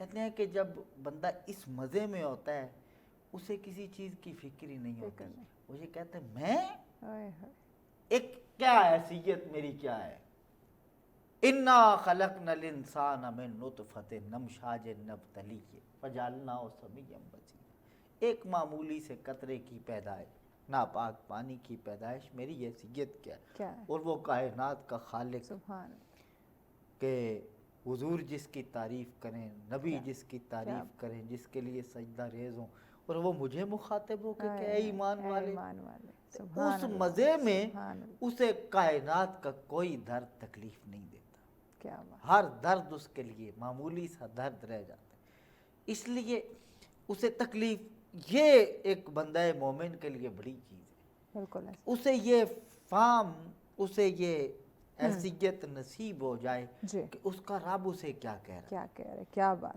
اس کا خالق اسے کیا کہہ رہا ہے، اس کا مالک اسے کیا کہہ رہا ہے۔ تو اس حیثیت سے بندہ مومن جب اس لطف اور اس مزے میں تو پھر اسے دنیا کی کسی پریشانی کی، کسی کوئی دنیا کا دکھ اسے دکھ نہیں دیتا، یقیناً کوئی اسے تکلیف کی دے چیز نہیں ہوتی، پرواہ نہیں ہوگی اسے، پرواہ اسے نہیں ہوتی۔ ہم اس بات کو اگر سمجھے، او میرے نبی کے غلام سمجھنے والے اگر یہ سمجھیں بھائی ہم کون لوگ ہیں، اللہ کہتا ہے نہیں تم حلال کمانے والے ہو نا، تم وہ لوگ ہو جو اس کی پیروی کرنے والے ہو، سبحان اللہ، جو خالق کی پیروی کرنے والا ہے۔ بے شک۔ اب اس میں اللہ تعریف کرے، ایک ہے کسی کی دنیا دار کوئی تعریف کرے، وہ کیا تعریف، کیا تعریف، وہ کیا تعریف ہے، اس کی حیثیت کیا، شاید اس کی تعریف میں کمی ہوگی۔ آپ 100% اس بات کو میں اپنے نوجوانوں سے عرض کروں کہ یہ سمجھیں کوئی کتنا بڑا پڑھا لکھا ہو، دنیا کی آخری ڈگری، ظاہر علم کی انتہا تو ہے نہیں، اقبال فرماتے ہیں علم کی انتہا حیرت ہے، یہ تو فوق کل ذی علم علیم ہی ہے، حیرت ہے، لیکن جہاں بھی ہو دنیا کی جس حد پہ کوئی یہ کہہ نہیں سکتا کہ اس کے علم سے آگے کسی کا علم نہیں ہے، اس کے فہم سے آگے کسی کا، اس کے فہم میں کوتاہی ہے، چاہے ایک بندہ تعریف کر رہا ہو، اس کو پتہ نہیں شاید کہ یہ تعریف کر رہا ہے یہ بندہ قابل تعریف نہیں ہے، ممکن ہے وہ قابل تعریف نہ ہو، ایسے لیکن اللہ جس کی تعریف کرے، سبحان اللہ، وہ تعریف کرتا کس کی یا کون ہے، کہا وہ حلال کمانے والے ہیں۔ کیا بات، سبحان اس کا مطلب ہے حلال کمانے والے اتنے پاکیزہ ہو جاتے ہیں، کیا بات، کہ اب کائنات کا کوئی بھی انہیں کچھ کہتا رہے وہ کمی نہیں ہو سکتی، اس لیے کہ علام الغیوب نے ان کی تعریف سبحان اللہ، سبحان اللہ، کیا خوبصورت بات جناب آغا اکبر صاحب آپ کی طرف آتے ہی بڑی خوبصورتی کے ساتھ انہوں نے کہا کہ یقین اللہ اس کی تعریف کر رہے ہیں، پھر پیچھے بچتا ہی کیا ہے۔ یہاں میں بات کرنا چاہوں گی ہمارے جو تاجر برادران ہیں، جو تاجر بھائی، ان کی بات کرنا چاہوں گی۔ نبی اکرم صلی اللہ علیہ وسلم کی تجارتی زندگی ہمارے سامنے، ان کا مطالعہ کرے تو ہمیں واضح پتہ چلتا ہے کہ آیا ہمیں تجارت کس طرح سے کرنی ہے، کاروبار کس طرح سے کرنا ہے، لیکن میں موجودہ حالات کو دیکھتے ہوئے آپ سے سوال کرنا چاہوں گی کہ آیا رزق حلال کی چونکہ ہم بات کر رہے ہیں تو اس معاملے میں تاجر کو کن باتوں کا خیال رکھنا چاہیے؟ بہت خوبصورت سوال ہے آپ کا۔ دیکھیں، دو حل اللہ البیع، خداوند عالم نے قرآن مجید میں کہا کہ تجارت حلال ہے، وحرم الربا، اور سود حرام ہے۔ یہ خوبصورتی کے ساتھ خدا نے کیا، یعنی قطعی فیصلہ ہے اللہ کا، تجارت حلال ہے، سود حرام ہے۔ لیکن جب ہم گفتگو کرتے ہیں تو ہم اپنی گفتگو کو 3 حصوں میں تقسیم کرتے ہیں۔ پہلا مرحلہ ہم اس طرح بات کرتے ہیں کہ رزق کمانے کی انسان کے لیے جو خدا نے اہمیت رکھی ہے وہ کیا ہے۔ جس طرح ابھی قبلہ صاحب بیان فرما رہے تھے، دیکھیں رزق کی اہمیت کیا ہے۔ وَلَقَدْ كَرَّمْنَا بَنِي آدَمَ، خدا نے انسان کے سر جو کرامت کا تاج سجایا، اس کی وجوہات کیا ہیں؟ اس کی 3 خصوصیات رکھی ہیں خدا نے۔ پہلی کہ وَحَمَلْنَاهُ فِي الْبَرِّ وَالْبَحْرِ، اس کرامت کے تاج کی پہلی خصوصیت یہ ہے کہ اس کو اللہ نے دنیا خشکی اور تری پر حکومت دی ہے۔ وَمِمَّا رَزَقْنَاهُمُ الطَّيِّبَاتِ، دوسری خصوصیت یہ ہے کہ اس کو پاکیزہ رزق عطا کیا ہے۔ تیسری خصوصیت یہ ہے کہ اس کو سارے جہان پر فضیلت دی ہے. کیا یعنی یہ جو پاکیزہ رزق یہ شرائط میں سے ہے. رزق ہونا اور چیز ہے, رزق پاکیزہ ہونا اور چیز ہے. اب حضرت بہلول کا ایک بہت خوبصورت واقعہ میں یہاں پہ درمیان میں تھوڑا سا ظاہرین کی دلچسپی کے لیے اس کو بیان کرتا ہوں کہ انہوں نے کسی سے سوال کیا کہ کھانے کے آداب کیا ہیں. تو انہوں نے کہا کہ انسان کو کم کھانا چاہیے, حدیث کے الفاظ ہیں. تو انہوں نے کہا کہ آپ اتنی بڑی شخصیت ہو کہ آپ کو کھانے کے آداب کا نہیں پتہ. انہوں نے کہا پھر آپ بیان کر فرما دیں. انہوں نے کہا انسان کو کم یا زیادہ کھانے سے خدا کو کوئی مسئلہ نہیں ہے, لیکن کھانے کا سب سے پہلا ادب یہ ہے کہ کھانے سے پہلے یہ دیکھیں کہ جو کھا رہے وہ حلال ہے یا نہیں ہے. اگر حلال ہے تو جتنا مرضی کھائے خدا نہیں پوچھے گا, لیکن اگر خدا نہ خواستہ وہ حرام ہے تو ایک لقمہ بھی کھایا خدا اس کا قیامت والے دن حساب لے گا. تو کھانے کا پہلا ادب یہ نہیں ہے کہ بسم اللہ الرحمن الرحیم پڑھ کھائے, بندہ دائیں ہاتھ سے کھائے, ہاتھ دھو کے کھائے, یہ پہلا آداب میں سے نہیں ہے. پہلا ادب حضرت بلول نے بیان فرمایا کہ پہلا ادب یہ ہے کہ کھانے سے پہلے اس کی تشخیص ہونی چاہیے کہ جو کھا رہا ہے وہ حلال ہے یا نہیں ہے. اگر حلال ہے تو جتنا مرضی کھائے خدا نہیں پوچھے گا, لیکن اگر حلال نہیں ہے تو اگر ایک لقمہ بھی کھایا تو خدا اس کا حساب لے گا. اسی طرح جب ہم دوسرے مرحلے میں آتے ہیں کہ رزق کمانا چاہیے ہمیں کثیر یا نہیں کمانا چاہیے, تو رسول خدا صلی اللہ علیہ وسلم ارشاد فرماتے ہیں کہ اپنی دنیا کے لیے ایسے جستجو کرو جیسے تم نے ساری زندگی یہی رہنا ہے, اور موت کے لیے ایسے تیار ہو جیسے اگلے علم میں مر جانا ہے. یعنی اتنی خوبصورت حدیث ہے یہ کہ یعنی دنیا کے لیے ایسے جستجو کرو, جب دنیا میں تم رہ رہے ہو تمہاری ضروریات ہیں ان کے لیے ایسے جستجو کرو جیسے ساری زندگی تم نے یہی رہنا ہے. لیکن موت کے لیے ساتھ لفظ کیوں جوڑا؟ اس لیے انہوں نے کہا کہ دنیا کی جستجو میں خدا کو نہ بھول جانا, قیامت کو نہ بھول جانا, حساب و کتاب کو نہ بھول جانا. جب خدا یاد رہے گا, حساب و کتاب یاد رہے گا, قیامت یاد رہے گی, میزان یاد رہے گا, تو پھر تم دو نمبری نہیں کرو گے, بے ایمانی نہیں کرو گے, جھوٹ نہیں بولو گے, جھوٹی قسم نہیں کھاؤ گے. جب یہ کام نہیں کرو گے تو پھر خداوند عالم کیا کرے گا؟ پھر تمہارے رزق کو خدا پاکیزہ رکھے گا. تجارت میں جو سب سے اہم چیز ہے, تجارت میں خدا نے برکات رکھی ہیں.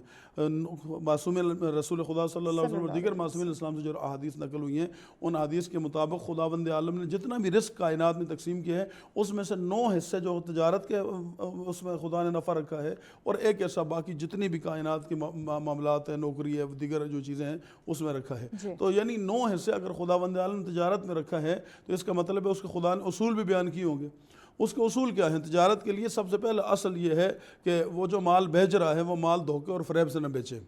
جو مال بیچ رہا ہے اس کو جھوٹی قسم کے ساتھ نہ بیچے. جو مال بیچ رہا ہے اس کے اوپر جائز منافع لے, ناجائز منافع خوری نہ کرے. وہ جو مال بیچ رہا ہے اس مال سے جو یعنی آج ذخیرہ اندوزی کر کے اور جب مارکیٹ سے مال شارٹ ہو تو اس سے مسلمانوں کی ضروری سے فائدہ نہ اٹھائے اور ان کی اپنی تجوریاں نہ بھرے. تو جب انسان بنیادی احکام کی شریعہ کو جان لے گا تو پھر خداوند اور ان کے اوپر عمل پیرا ہونا شروع ہو جائے گا, تو پھر اس کا رزق پاک ہوگا اور پھر برکت ہوگی. جب معصومین علیہ السلام سے پوچھا گیا کہ رزق کی کمی کے اسباب کیا ہیں, تو دیکھیں 2 جملے میں خوبصورتی کے ساتھ بیان فرمایا. کہا جتنا انسان خدا سے دور ہوتا چلا جاتا ہے اتنا رزق انسان سے دور ہوتا جاتا ہے. یعنی آپ خدا کی نافرمانی کرتے جاؤ گے تو خدا رزق تم سے دور ہوتا چلا جائے گا, اور خدا کی تابعداری اور فرمانبرداری کرتے جاؤ گے, رسول اللہ کی تابعداری اور فرمانبرداری کرتے جاؤ گے تو رزق خدا تمہارے قریب کرتا چلا جائے گا. تو جب انسان خود سورہ مبارکہ یوسف میں خداوند عالم نے ارشاد فرمایا کہ جب انسان کوئی بھی گناہ کرتا ہے, چھوٹے سے چھوٹا ہو یا بڑے سے بڑا ہو, اس وقت انسان معاہد نہیں ہوتا, توحید پرست نہیں ہوتا, اس وقت مشرک ہوتا ہے وہ انسان. یہ سورہ یوسف کی آیت حدیث نہیں پڑھ رہا آپ کے سامنے.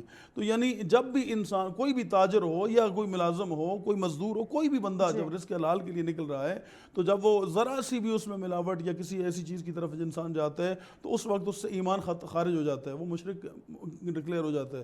اور خدا نہ خواستہ ایسے عالم میں اگر انسان کی موت آ جائے تو اس کی موت تو گئی. صاحب اس وقت معاشرے میں ہم دیکھیں ناپ تول میں کمی, ہر چیز میں ملاوٹ ہو رہی ہے. تاجروں کی بات کر رہے ہیں, کس طرح سے ذخیرہ اندوزی کی جا رہی ہے. ذرا سا پتہ چلتا ہے کہ آگے یہ چیز مارکیٹ میں شارٹ ہونے والی, ہم پہلے اس کو اکٹھی کر کے رکھ لیتے ہیں اور بعد میں ڈبل داموں اس کو بیچتے ہیں, اور ایک وقت آتا ہے کہ انہی پیسوں سے پھر ہم حج عمرے کے لیے چل پڑتے ہیں. بہت خوبصورت سوال ہے. دیکھیں آپ قرآن مجید کی اگر آیات مجیدہ کا یا قصص القرآن کا مطالعہ کریں, اللہ نے جتنی بھی اقوام گزشتہ پہ عذاب نازل کیے ہیں وہ ان کی ذاتی نماز روزے کی وجہ سے نہیں کیے. جو ان کے ظاہری عوام کے ساتھ معاملات ہیں ان معاملات کی وجہ سے عذاب نازل کیے. مثلا کم تولنے والوں پر اللہ نے عذاب نازل کیا, کسی کا حق مارنے والوں پر اللہ نے عذاب نازل کیا, کسی پر ظلم کرنے والوں پر اللہ نے عذاب نازل کیا. تو یعنی جتنے بھی عذاب اقوام گزشتہ پہ نازل ہوئے ہیں وہ سارے کے سارے ان عذابوں کا جو بنیادی مقصد تھا وہ یہ تھا کہ وہ دوسروں کے ساتھ زیادتی کرتے تھے. یعنی انسان کے اجتماعی معاملات میں جب وہ خلل ڈالتے تھے تو پھر خدا عذاب نازل کرتا تھا.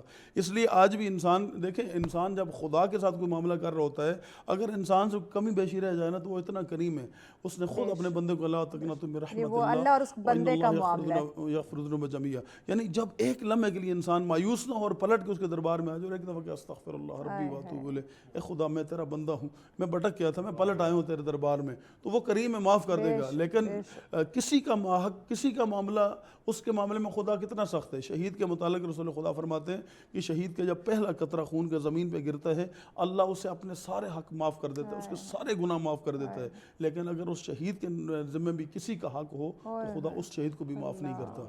تو اب یہاں سے یعنی دوسروں کے حقوق کے حوالے سے, تو جب انسان کی بےایمانی کر رہا ہوتا ہے دوسرے کا حق مار رہا ہوتا ہے, جب انسان جھوٹی قسم کھا کے مال بیچ رہا ہے تو دوسرے کا حق مار رہا ہے. اگر معزز کا بریک لینی ہے, بریک کے بعد اس گفتگو کو آپ اس جملے کو مکمل کیجیے گا کہ دوسروں کا حق کھانا یقیناً ناظرین یہ بھی ایک گناہ ہے, اور رزق حلال کی چونکہ ہم بات کریں اور آج کل تاجروں کی بات کریں, کیا حالات و واقعات ہیں وہ بھی آپ کے سامنے, تو مزید اپنے مہمانوں سے اس پہ جانتے ہیں, لیکن اس بریک کے بعد ساتھ رہیے. ویلکم بیک ناظرین, آپ دیکھ رہے ہیں سچ سویرا. آج کا ہمارا ٹاپک رزق کے معاملے میں اللہ کا قانون, اس پہ ہم بات کریں. یقیناً بہت وسیع ترین ٹاپک ہے, ہماری دنیا اور آخرت جو ہے وہ اس سے جڑی ہوئی ہے, اسی پہ ہم بات کریں. مہمان ہمارے ساتھ موجود ہیں.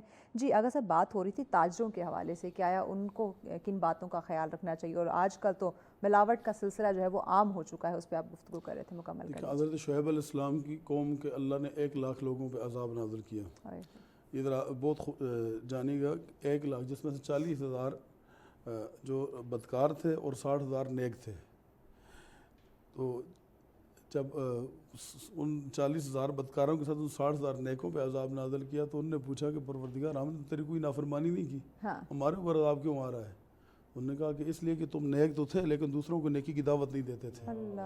یہ جو 40,000 لوگ بدکار تھے, ان کی بدکاری کیا تھی؟ یہ ناپ تول میں کمی کرتے تھے. یعنی جو چیز جس کی جتنا حق تھا اس کا حق نہیں دیتے تھے, اور اللہ نے اس وجہ سے ان پہ عذاب نازل کیا. اور فقط ان پہ ہی عذاب نازل نہیں کیا, ان پر بھی عذاب نازل کیا جو خود تو ٹھیک تھے لیکن دوسروں کو ٹھیک کرنے کی کوشش نہیں کرتے تھے. تو اگر معاشرہ ہم نے سدھارنا ہے تو پھر ہر معاشرے کا ہر فرد وہ اپنی ذمہ داری ادا کرے گا. عالم اپنی ذمہ داری ادا کرے گا, ٹیچر اپنی ذمہ داری ادا کرے گا, میڈیا اپنی ذمہ داری ادا کرے گا, حکومت اپنی ذمہ داری ادا کرے گی. معاشرے کے جتنے ستون ہیں سارے ملیں گے تو یہ چھت قائم ہوگی, اور اس چھت کے نیچے پھر معاشرہ ایک خوبصورت معاشرہ بن سکتا ہے. اور اسی معاشرے کا ایک فرد ہے تاجر, اور جو کام بہت بابرکت ہے, سنت ہے معصومین علیہ السلام کی, سنت انبیاء کی تجارت کرنا, لیکن انہی اصولوں کے مطابق جو اصول رسول خدا صلی اللہ علیہ وسلم نے تجارت کے طے کیے. یعنی میں یہاں پر اس واقعے کو اگر بیان کروں تو یہ بہت ضروری ہوگا کہ جب جناب خدیجہ الکبریٰ سلام اللہ علیہ نے اپنے غلام میسرہ کو رسول خدا کے ساتھ سفر تجارت پہ بھیجا اور کہا کہ تو نے تجارت نہیں کرنی, تو نے فقط محمد عربی کے دیکھنا ہے کہ وہ تجارت کرتے کیسے ہیں, وہ معاملات کیسے کرتے ہیں. تو اب یہ جب دیکھا تو اس نے راستے کے جو مشاہدات بیان کر رہا ہے, جب واپس آ کر انہوں نے کہا کہ پہلا مشاہدہ تو میرا یہ تھا کہ جدھر جدھر جاتے تھے بادل ان کے اوپر سایہ کیے ہوئے ہوتا تھا. میرا دوسرا مشاہدہ کہ انہوں نے جب مال میدان میں رکھا تو انہوں نے اتنا منافع مانگا جتنا جائز منافع تھا, انہوں نے ضرور سے زیادہ منافع نہیں مانگا. تیسرا میرا مشاہدہ جو ان کے ساتھ میرے تجربات تھے, انہوں نے مال بیچنے کے لیے کوئی قسم کوئی جھوٹ نہیں, کہ انہوں نے کہا یہ مال ہے, یہ قیمت ہے, اس سے زیادہ وہ بات نہیں کرتے تھے کسی سے. اور سب سے زیادہ اس چیز میں ان کو فائدہ, اس نے کہا میں حیران ہوں کہ یہی مال ہم بیچتے تھے, قسمیں بھی کھا کے بیچتے تھے, اور ہمیں اتنا منافع نہیں ہوتا تھا جتنا سچائی کے ساتھ منافع ہوا. تو یہ وہ ساری چیزیں تھیں جو جناب خدیجہ الکبریٰ سلام اللہ علیہ کو متاثر کرنے والی تھی. اور میرا خیال ہے کہ خدا نے تاریخ میں ان باتوں کو لکھوائی اس لیے کہ اگر واقعاً تم تجارت کرنا چاہتے ہو تمہارے لیے لقد کان لکم فی رسول اللہ اسوۃ حسنہ, میرے محبوب کی زندگی کو اسوہ حسنہ بنا لو. جب میرا محبوب جو ہے اتنا خوبصورت ہو کر بھی ورنہ اس کو قسم کھانے کی ضرورت پڑتی ہے, تو تم محبوب کی امتی ہو, تم اس کے عاشق ہو, تم ان کے راستے پہ چلنے والے ہو, اس کی سنت و سیرت پہ عمل کرنے والے ہو. تو اگر تم ان کی سنت اور سیرت کو اپناؤ گے اور انہی کے راستے بتائے ہوئے طریقے سے آپ تجارت کرو گے تو خدا تمہیں دنیا میں بھی فائدہ دے گا, اور تجارت تمہاری آخرت کو بھی سنوار دے گی انشاءاللہ. کیا ہی خوبصورت بات ماشاءاللہ سے. مولانا صاحب بینکوں کی اگر ہم بات کریں کہ وہ بھی ایک نوکری ہے, بہت سارے ملازمین ہیں بینکوں کا. اب سارے نظام کی جب ہم بات کرتے ہیں وہ سود پر چلتا ہے, اور جو ملازمین کی تنخواہ آتی ہے وہ بھی ان کے ایک پروفٹ سے آتی ہے، تو کیا اس سیلری کو وہ جو وہاں کے امپلائی لے رہے ہیں اسے ہم حلال میں شمار کر سکتے ہیں؟ یہ آپ کا بہت عام سوال ہے اور ہمارے لیے انتہائی ضروری ہے۔ ایک تو شریعت نے ہمیں رزق حلال کا درس دیا جی کہ رزق حلال کو ہم تلاش کریں۔ اللہ نے ہمارے لیے برکت رزق حلال میں رکھی ہے، اس کے لیے ہم حرام راستے کو نہ اپنائیں، صحیح، چاہے وہ کیسا بھی ہو، کوئی بھی ہو۔ حلال راستے کو اپنائیں گے اس میں برکت ہوتی ہے۔ حرام راستہ آپ کسی بھی کوئی بھی اس کو نام دے دیں، چاہے وہ جس طرح تاجروں کے حوالے سے کیا جاتا، تو میں یہاں یہ ایک بات ضروری سمجھتا ہوں، وہ یہ ہے کہ ہمارے یہاں یہ ہے کہ مال کو فلان جگہ سے لایا جاتا ہے جی بلیک شلیک کر کے، لکڑیوں کو تو لوگ بہت زیادہ کرتے ہیں، تو کر کے تو ہم آگے اس کو بیچتے ہیں، اس میں کیسے برکت ہو؟ اللہ، حلال میں برکت ہوتی ہے۔ اب وہ برکت وہ حلال بھی نہیں رہتا۔ باب مدینہ تو العلم، اسد اللہ الغالب، یعصوب المسلمین، امیر المؤمنین، امام الاولیاء، مولا کائنات، مولا علی کرم اللہ تعالی وجہ الکریم۔ آپ ایک دفعہ ایک شخص کو کھڑا کیا تو نے کہا کہ گھوڑے کو دیکھ، میں نماز پڑھ کے آتا ہوں۔ وہ بندہ باہر سے وہ گھوڑے کی زین لے کے غائب ہو گیا، تو آپ باہر ہے، بندہ نہیں تھا، آپ بازار میں گئے تو زین بیچ کے چلا گیا تھا 2 درہم کی، آپ نے خرید لی زین، اس نے بھی آگے کسی کو 2 درہم کی بیچی، اس نے پوچھا کتنے کی، تو اس نے کہا اتنے کی، آپ نے بولی، آپ نے فرمایا یہ میرا ارادہ یہی تھا کہ میں اس کو نماز پڑھ کے فارغ ہو کے 2 درہم دے دوں گا، لیکن اب اس کو مل تو گئے لیکن اس نے اپنے لیے حرام کر دیے۔ رزق آپ نے دینا ہے، لیکن یہ بھی ہمارے ہاں اللہ نے لکھا ہوا ہے، بس تقدیر لکھ دی ہے، ہم ہر بات تقدیر کے ذمہ، اس کو ایک بڑی خوبصورتی سے قسمت میں سمجھایا، ہوگا، تقدیر میں ہوگا اور مل جائے۔ اب پاکستانی قوم کی قسمت نہیں سنورتی، باقی سب کچھ سمجھ جاتا ہے، یہ خدا جانے کب سنورے گی، ہر چیز کو ہم قسمت پہ ڈال دیتے ہیں۔ حالانکہ ایسا ہی ہوتا ہے، آپ معاشرے میں دیکھیں اس کو تقدیر پہ نہیں لے کے جاتے، جب کسی کو زکام لگ جائے نا تو بھائی وہاں بھی کہو نا قسمت میں لکھا ہوا ہے، کیوں ڈاکٹر کے پاس جاتے ہیں؟ جب کسی کے پیٹ میں درد ہو تو فوراً دوڑتے ہیں، اور جب کوئی کیس میں تھوڑا سا رولا پڑ جائے وکیل بھی کر لیتے ہیں، وہاں ہمیں قسمت نہیں ہوتی پھرتی، جب حرام کھانے کے لیے جاتے ہیں وہاں تقدیر اور قسمت آ جاتی وہاں پہ یاد آ جاتی۔ یہ عجیب سا معاملہ ہے۔ مولا کائنات کرم اللہ تعالی وجہ الکریم نے اس مسئلے کو بڑی خوبصورتی سے سمجھایا تھا۔ انہوں نے کہا کہ انسان کو اللہ نے آدھا اختیار دیا اور آدھا مجبور، انسان مجبور ماذ نہیں ہے۔ نے کہا کیسے؟ تو آپ نے فرمایا ایک پاؤں اوپر اٹھاؤ، اس نے اوپر اٹھا دیا، دوسرا اٹھاؤ، نے کہا نہیں اٹھا دیا، یہی اللہ نے آدھا اختیار دیا۔ اب اللہ نے راستہ بتایا، حلال یہ ہے، حرام یہ ہے، بالکل ایسے۔ ہمارے یہاں ہم یہ دیکھیں نا، ہمارے معاملے میں کچھ علم میں باتیں آتی ہیں، اور بات یہ ہے کہ حضرت بابا بلے شاہ نے کہا تھا چپ رہواں تے بھانبڑ بجتا ہے، یہ بولا تے کچھ نہیں بولتا ہے۔ ہمارے یہاں یہ بھی ایک معاشرے میں یعنی 4-4 5-5 لاکھ لے کے لوگ فتویٰ دے دیتے ہیں بینکاری پہ، پتہ نہیں ان کو بھی یہ خبر نہیں ہوتی کہ 4-5 لاکھ ہمارے لیے بھی حلال ہے یا نہیں، ہم نے کس کے لیے فتویٰ دیا، یہ ہماری فکر نہیں۔ یہاں حضرت بات کر رہے تھے تو یہ کہتے ہیں چمن میں تلخ نوائی میری گوارا کر، یہ تلخ نوائی بھی کبھی گوارا نہیں کریں گے، ہمارے معاشرے سدھریں گے نہیں۔ تو ظاہری بات ہے، ہمیں ساری دنیا جانتی ہے ہم کربلائی ہیں، اور ابھی محرم گزرا ہے، ابھی چہلم بھی نہیں آیا، تو اس وقت ہی ہم اگر جھوٹ بولنا شروع کر دیں تو کیا بنے گا؟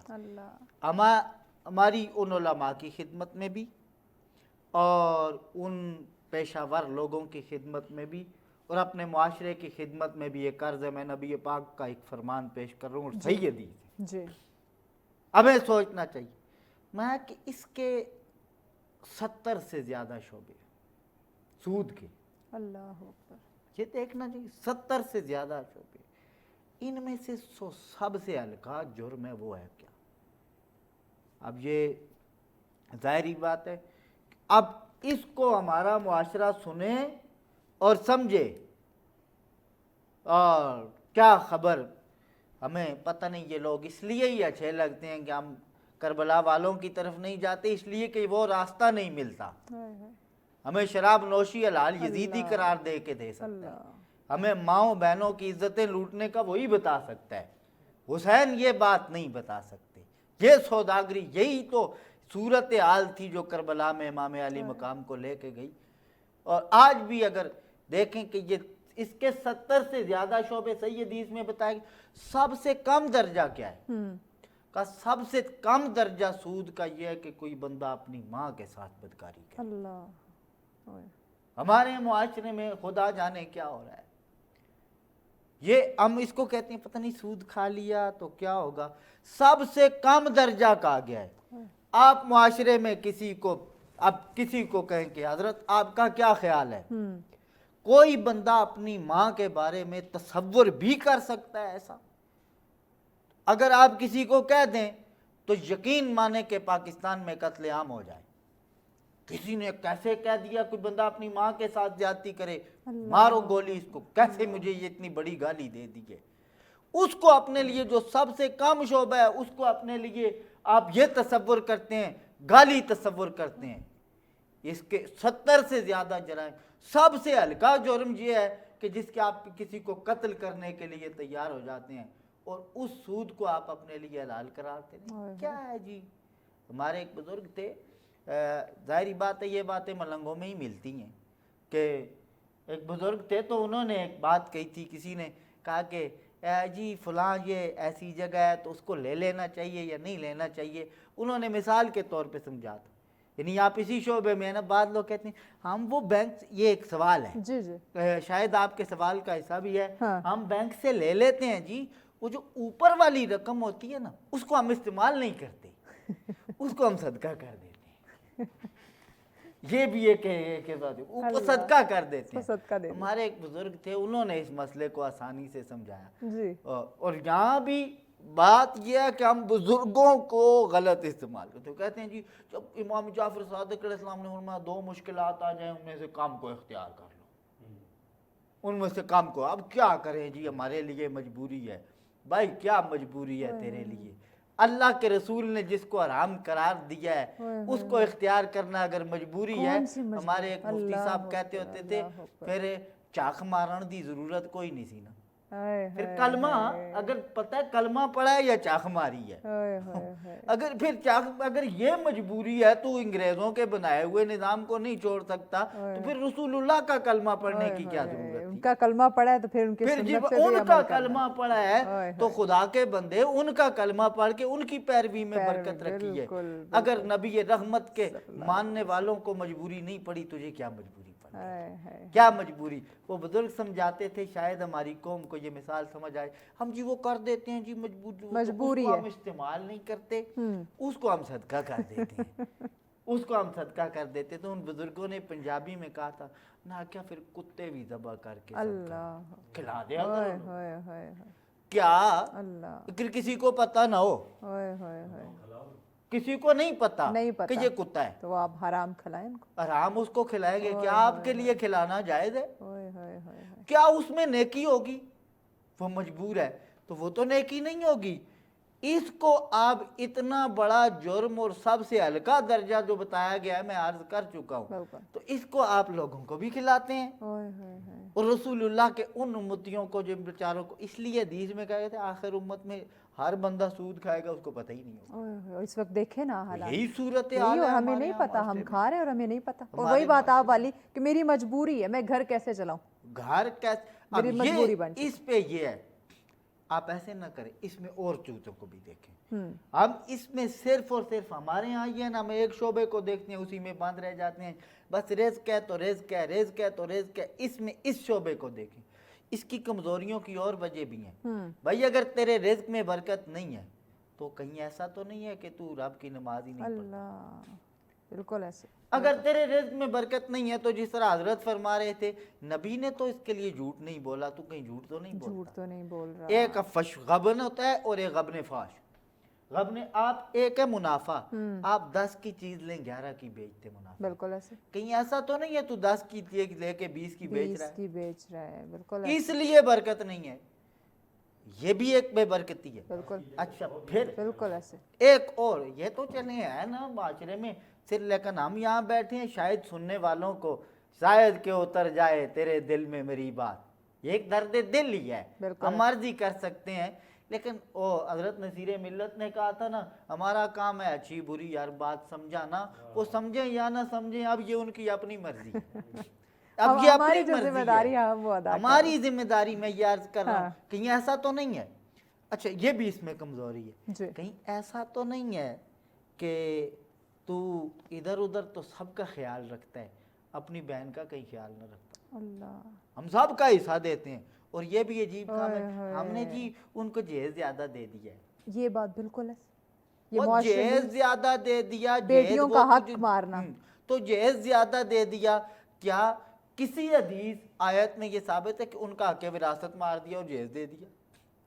یہ وہ تحفہ ہے جو تو اپنی طرف سے، اس سے دوسرا حق تو ختم نہیں ہوتا۔ نہیں ہوتا، اب بندے نے نماز یہ بھی فجر پڑھ لی تھی، یہ زور کی جگہ پڑھ لی ہے، ایسے نہیں ہوتا، ہر چیز کا ایک اپنا حق ہے، بالکل ایسے ہر چیز کا، اب اس میں کرنے سے رزق میں کمی آتی ہے، اللہ برکت نہیں ہوتی۔ اچھا کہیں ایسا تو نہیں ہو رہا دوستوں کو تو 5000 کا کھانا کھلا سکتا ہے اور ماں باپ رول رہے ہیں ان کے جسم پہ پہننے کے لیے کپڑا بھی نہیں ہے، انہوں نے یہ گزارش کر دی کہ آتے ہوئے 1 کلو فروٹ لیتے آنا، تم کو میرے پاس پیسے تو نہیں، پیسے ہی نہیں ہیں اوئے ان کے لیے۔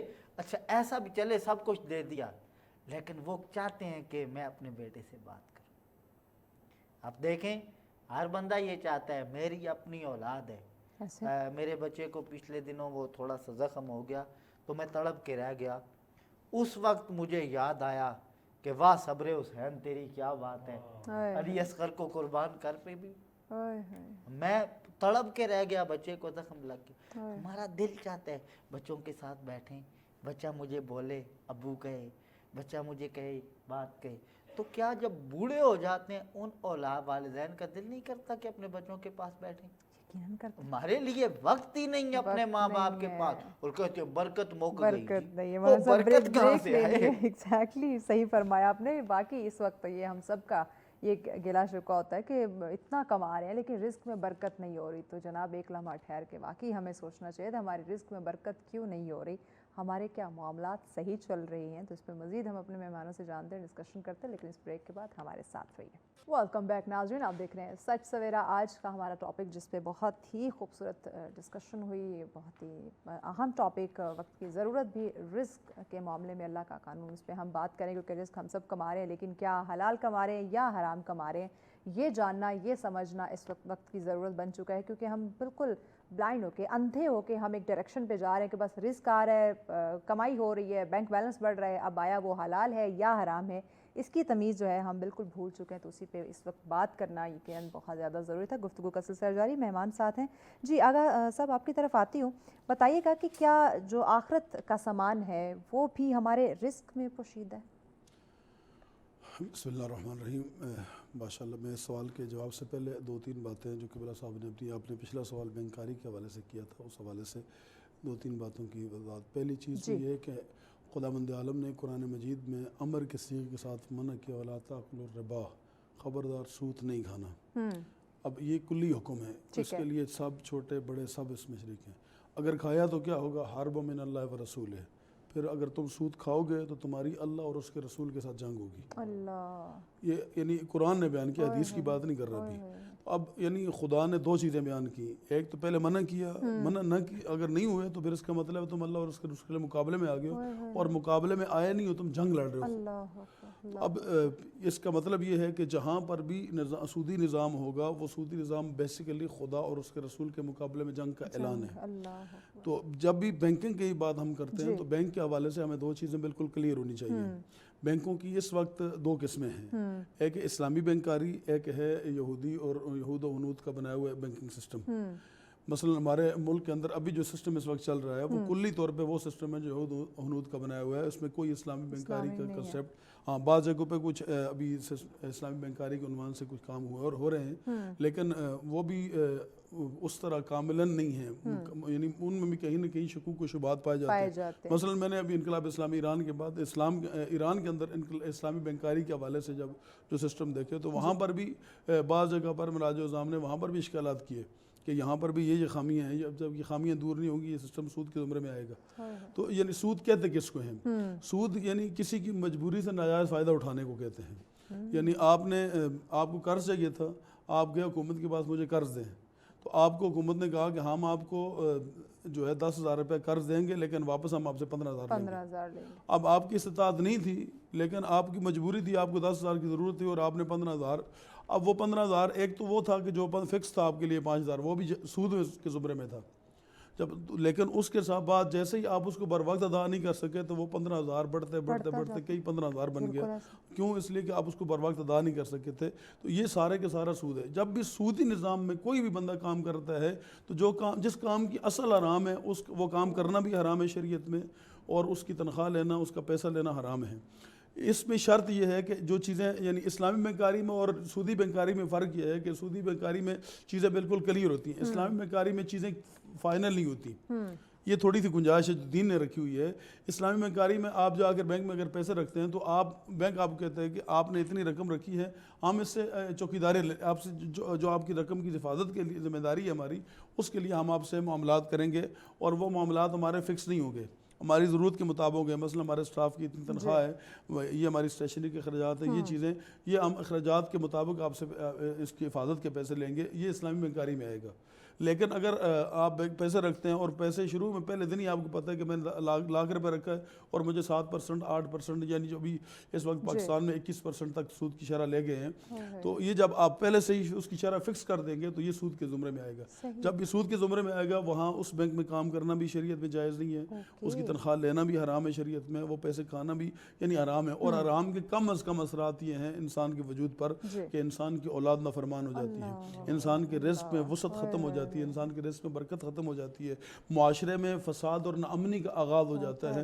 انسان عبادات سے حرام رزق پیٹ میں جائے تو انسان عبادات سے غافل ہو جاتا ہے۔ اور اس جملے پہ میں اس سوال کو اختتام کرتا ہوں کہ امام حسین علیہ السلام نے لشکر یزید کو مخاطب کر کے عاشور والے دن جو آخری خطبہ دیا تھا اس میں امام حسین علیہ السلام نے ان کو مخاطب کر کے فرمایا تھا کہ تمہارے وجود کے اندر رزق حرام اس طرح سرایت کر گیا ہے کہ مجھ حسین ابن علی کے مواعظ حسنہ بھی تمہارے اوپر اثر انداز نہیں ہو رہے۔ تو جب انسان کے وجود کے اندر رزق حرام آ جاتا ہے تو پھر اس کو اچھی بات بری لگنے شروع ہو جاتی ہے۔ اور آپ اگر اوورآل پاکستانی معاشرے کی یا پوری دنیا کے معاشرے کی اگر صورتحال دیکھ لیں تو آپ یہی صورتحال آپ کو نظر آئے گی کہ آپ کسی کو اچھی بات کہیں گے تو وہ آپ سے کہے گا تم کون ہو، آپ دین کے ٹھیکیدار ہو، میں تم سے بہتر دین جانتا ہوں۔ یہ جب بہتر دین جاننے کی کیوں بات ہو رہی ہے؟ اس لیے کہ اس کے اندر رزق حرام سرایت کر چکا ہے۔ تو یہ وہ سوال ہے جس سوال کے لیے ہمیں اگر چاہیے کہ ہم اپنے معاشرے کو سدھاریں تو ہم خدا اور رسول کے مقابلے سے جب تک پیچھے نہیں ہٹیں گے، اس جنگ سے باہر نہیں نکلیں گے، ان کی اطاعت اور فرمانبرداری میں نہیں آئیں گے، نہ ملک سدھرے گا، نہ عوام سدھرے گی، نہ ہم سدھریں گے، اور نہ کبھی معاشرے میں امن اور سکون آئے گا۔ تو یہ اس حوالے سے تو بالکل کلیئر ہونا چاہیے کہ جہاں پر بھی سودی نظام ہوگا، اور ہمارے ملک کے اندر خاص طور پہ میں حکمران طبقے سے علماء اکرام سے جماعت اسلامی کچھ علماء نے اس حوالے سے سٹینڈ لیا تھا، ایک اور 2-3 بزرگ علماء نے اس حوالے سے سٹینڈ لیا تھا۔ عام من ایسے قوم، یہ مسلکوں کا مسئلہ بھی نہیں ہے، یہ قرآنی مسئلہ ہے، یہ اسلامی مسئلہ ہے۔ مسلک بہت چھوٹی چیز ہے، قرآن و اسلام در تو بڑی وسعت اس کے اندر، مسلک ہمارے بنائے ہوئے ہیں اور اسلام جو ہے اللہ کا بنایا ہوا دین ہے۔ تو جو دین کے قوانین ہیں وہ سب کے لیے مشترک ہیں۔ تو سارے مسالک علماء اگر اس کو بیٹھیں اور بیٹھ کے متفقون علیہ فیصلہ کریں اور حکومت کو باور کروائیں کہ جب تک خدا اور رسول کے ساتھ تم جنگ کرے گے تمہارے ملک میں امن کیسے آئے گا، سکون کیسے آئے گا، نفرتیں کیسے ختم ہوگی، محبتیں کیسے بڑھیں گی، نہیں بڑھ سکتی۔ تو آپ اس نظام سے اپنے ملک کو نکالو تو آپ کا ملک ایک اچھی ڈائریکشن میں چلے گا، سکون بھی آئے گا، استحکام بھی آئے گا، محبتیں بھی ہوں گی، نفرتیں بھی ختم ہوگی، یہ جو دشمنیاں اور فساد ہیں ان کے سے بھی نجات ملے گی۔ دوسرا سوال آپ کا، دوسرا سوال میرا یہی تھا کہ ہم آخرت کا جو سامان ہے کیا وہ بھی ہمارے رزق میں پوشیدہ ہے؟ دیکھیں انسان آخر میں ابھی اس حوالے سے ایک جواب تو میں نے سرسری دے بھی دیا ہے کہ رزق کے انسان کے وجود کے اوپر اثر انداز ہوتا ہے، یعنی جو آپ رزق کھاتے ہیں وہ آپ کے وجود کے اوپر اس کا اثر ہے۔ مثلا کم از کم اثر یہ ہے کہ آپ کو غافل بنا دیتا ہے عبادات کی طرف سے۔ آپ حرام رزق کھائیں گے، میں آپ کو ایک اپنے حوضے مدرسے کے زمانے کی بات آپ بتا رہا ہوں کہ ایک دن ہمارے مدرس میں نماز تہجد واجب ہوا کرتی تھی، تو وہ صبح استاد بزرگوار 3 بجے اٹھاتے تھے اور آ کے نماز تہجد کے لیے سارے طلاب کو اٹھاتے تھے. تو ایک دن استاد بھی سو گئے اور ہم سارے سو گئے اور کوئی بھی نماز تہجد کے لیے نہیں اٹھ سکا اور مشکل سے نماز فجر کے لیے ہم اٹھے. تو صبح جب درس شروع ہوا تو درس میں سب سے پہلے استاد بزرگوار نے جو ہمارے باورچی تھے ان کو بلایا اور ان سے پوچھا کہ آج رات کو تم نے جو کھانا پکایا تھا وہ کس حالت میں پکایا تھا. اس نے کہا کہ میں رات کو نماز عشاء میں نے مغرب اور عشاء کی نماز نہیں پڑھی تھی اور نماز نہ پڑھنے میں نے کھانا اس حالت میں پکایا تھا. تو ایک یعنی جو باورچی آپ کا وہ اگر ایک دن آپ کا نماز پڑھے بغیر اپنے واجبات ادا کیے بغیر اگر وہ خود کھانا بناتا ہے تو اس کھانے کا یہ اثر ہے کہ پورے مدرسے کے سارے طلاب اساتذہ سب کے اوپر یہ غفلت کا اثر پڑتا ہے. تو جب یہی غفلت من حیث معاشرہ جب ہمارے اوپر چھا جاتی ہے ہمارے گھروں میں یہ ایک سلسلہ ہوگا. تو جب غفلت آئے گی تو غفلت سے کیا کرتی ہے؟ آخرت سے انسان کو دور کر دیتی ہے. میں اسی غفلت کے اوپر قرآن مجید کی ایک آیت آپ کو سنا دیتا ہوں. وَلَقَدْ ذَرَأْنَا سورہ مبارک آراف کی آیت ہے. وَلَقَدْ ذَرَأْنَا لِجَهَنَّمَ كَثِيرًا مِنَ الْجِنِّ وَالْإِنسِ. اللہ قیامت کے دن ذروں کے حساب سے جنوں اور انسانوں کو جہنم میں ڈالے گا. اس کی وجہ کیا ہوگی؟ 3 وجوہات. وَلَهُمْ قُلُوبٌ لَا يَفْقَهُونَ بِهَا. خدا کہتا ہے میں نے غور و فکر و تدبر کی قوت دی، تمہیں دل دیا، تم باتوں کو سمجھتے نہیں ہو. وَلَهُمْ أَعْيُنٌ لَا يُبْصِرُونَ بِهَا. میں نے تمہیں آنکھیں دی، تم دیکھتے نہیں. وَلَهُمْ آذَانٌ لَا يَسْمَعُونَ بِهَا. میں نے تمہیں کان دی، تم سنتے نہیں. أُولَٰئِكَ كَالْأَنْعَامِ. تم انسانی حیوان ہو. بل ہم اضل، بلکہ حیوانوں سے بھی بدتر ہو. وجہ أُولَٰئِكَ هُمُ الْغَافِلُونَ. تم غفلت میں پڑے ہوئے. یعنی رزق حرام انسان کو اتنا غافل کر دیتا ہے کہ انسان کو غور فکر تدبر سے انسان کو دور کر دیتا ہے. انسان کو حقائق سامنے نظر آ رہے ہوتے ہیں لیکن رزق حرام انسان کو وہ حقائق دیکھنے نہیں دیتا. یعنی آپ میں اگر اس کو کنکلوڈ کر دوں جملے پہ کہ یزیدیت اور حسینیت کتنی خوبصورت دونوں تصویریں ہمارے سامنے ہیں، لیکن اس کے باوجود بھی آج 1400 سال کے بعد بھی بعض لوگ مشوش کنفیوز ہیں کہ ہم کس کو قبول کریں. یہ کنفیوژن کیا ہے؟ یہ وہی غفلت ہے.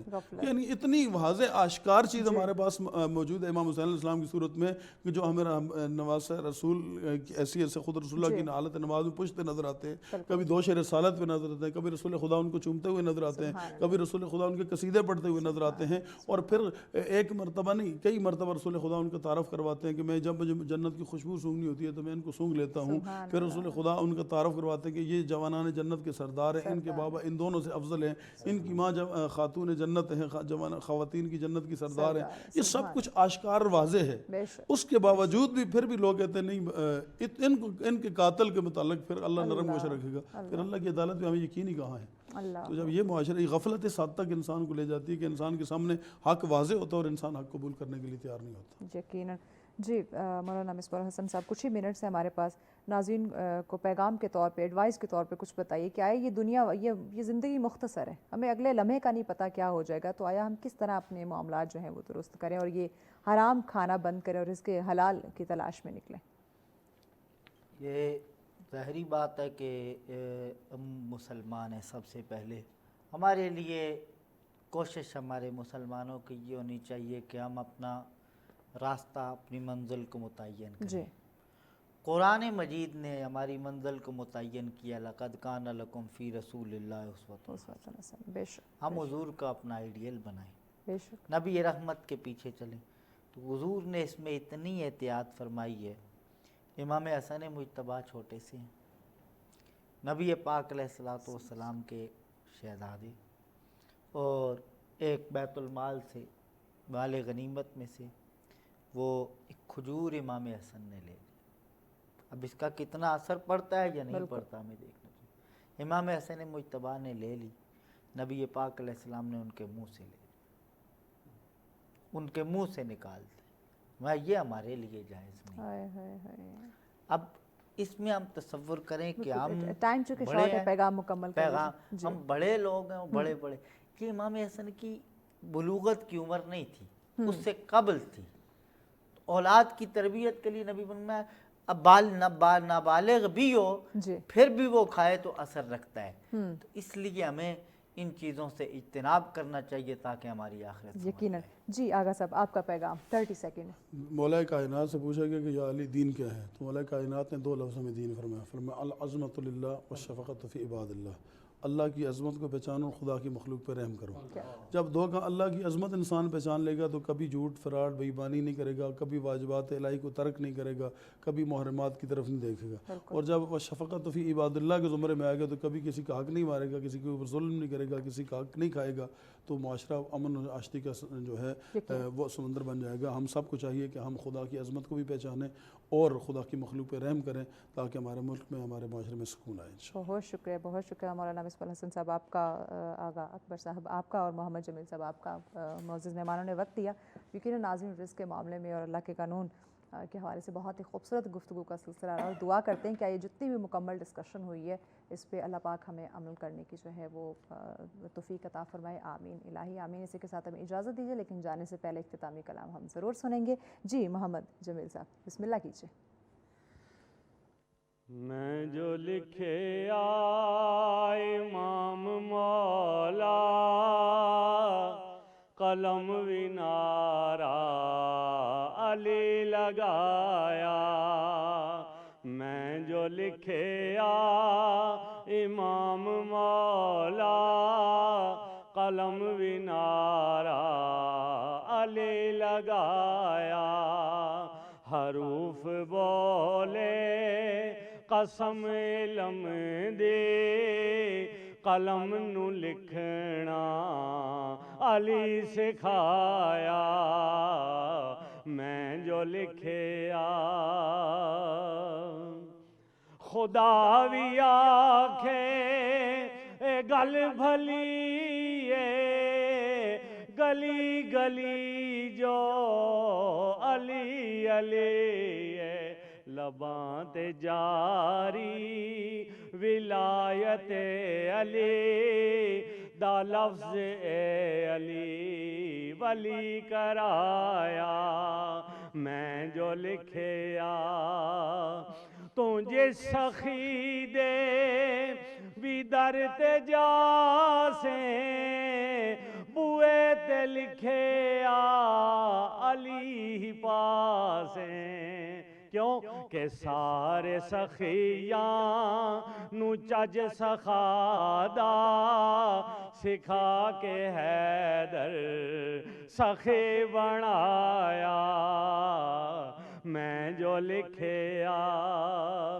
ایمان ہووے ایقان ہووے تے تائیں جاندا بشر نجف نو منافقان نہیں علی نو چانا تعارف خود نبی کرایا, میں جو لکھیا جمیل زارا دے نوکران دی نوکری تے وی ناز کردا کہ مان گودی جد بھی چکے یا نبی یا علی پڑھایا, میں جو لکھے امام مولا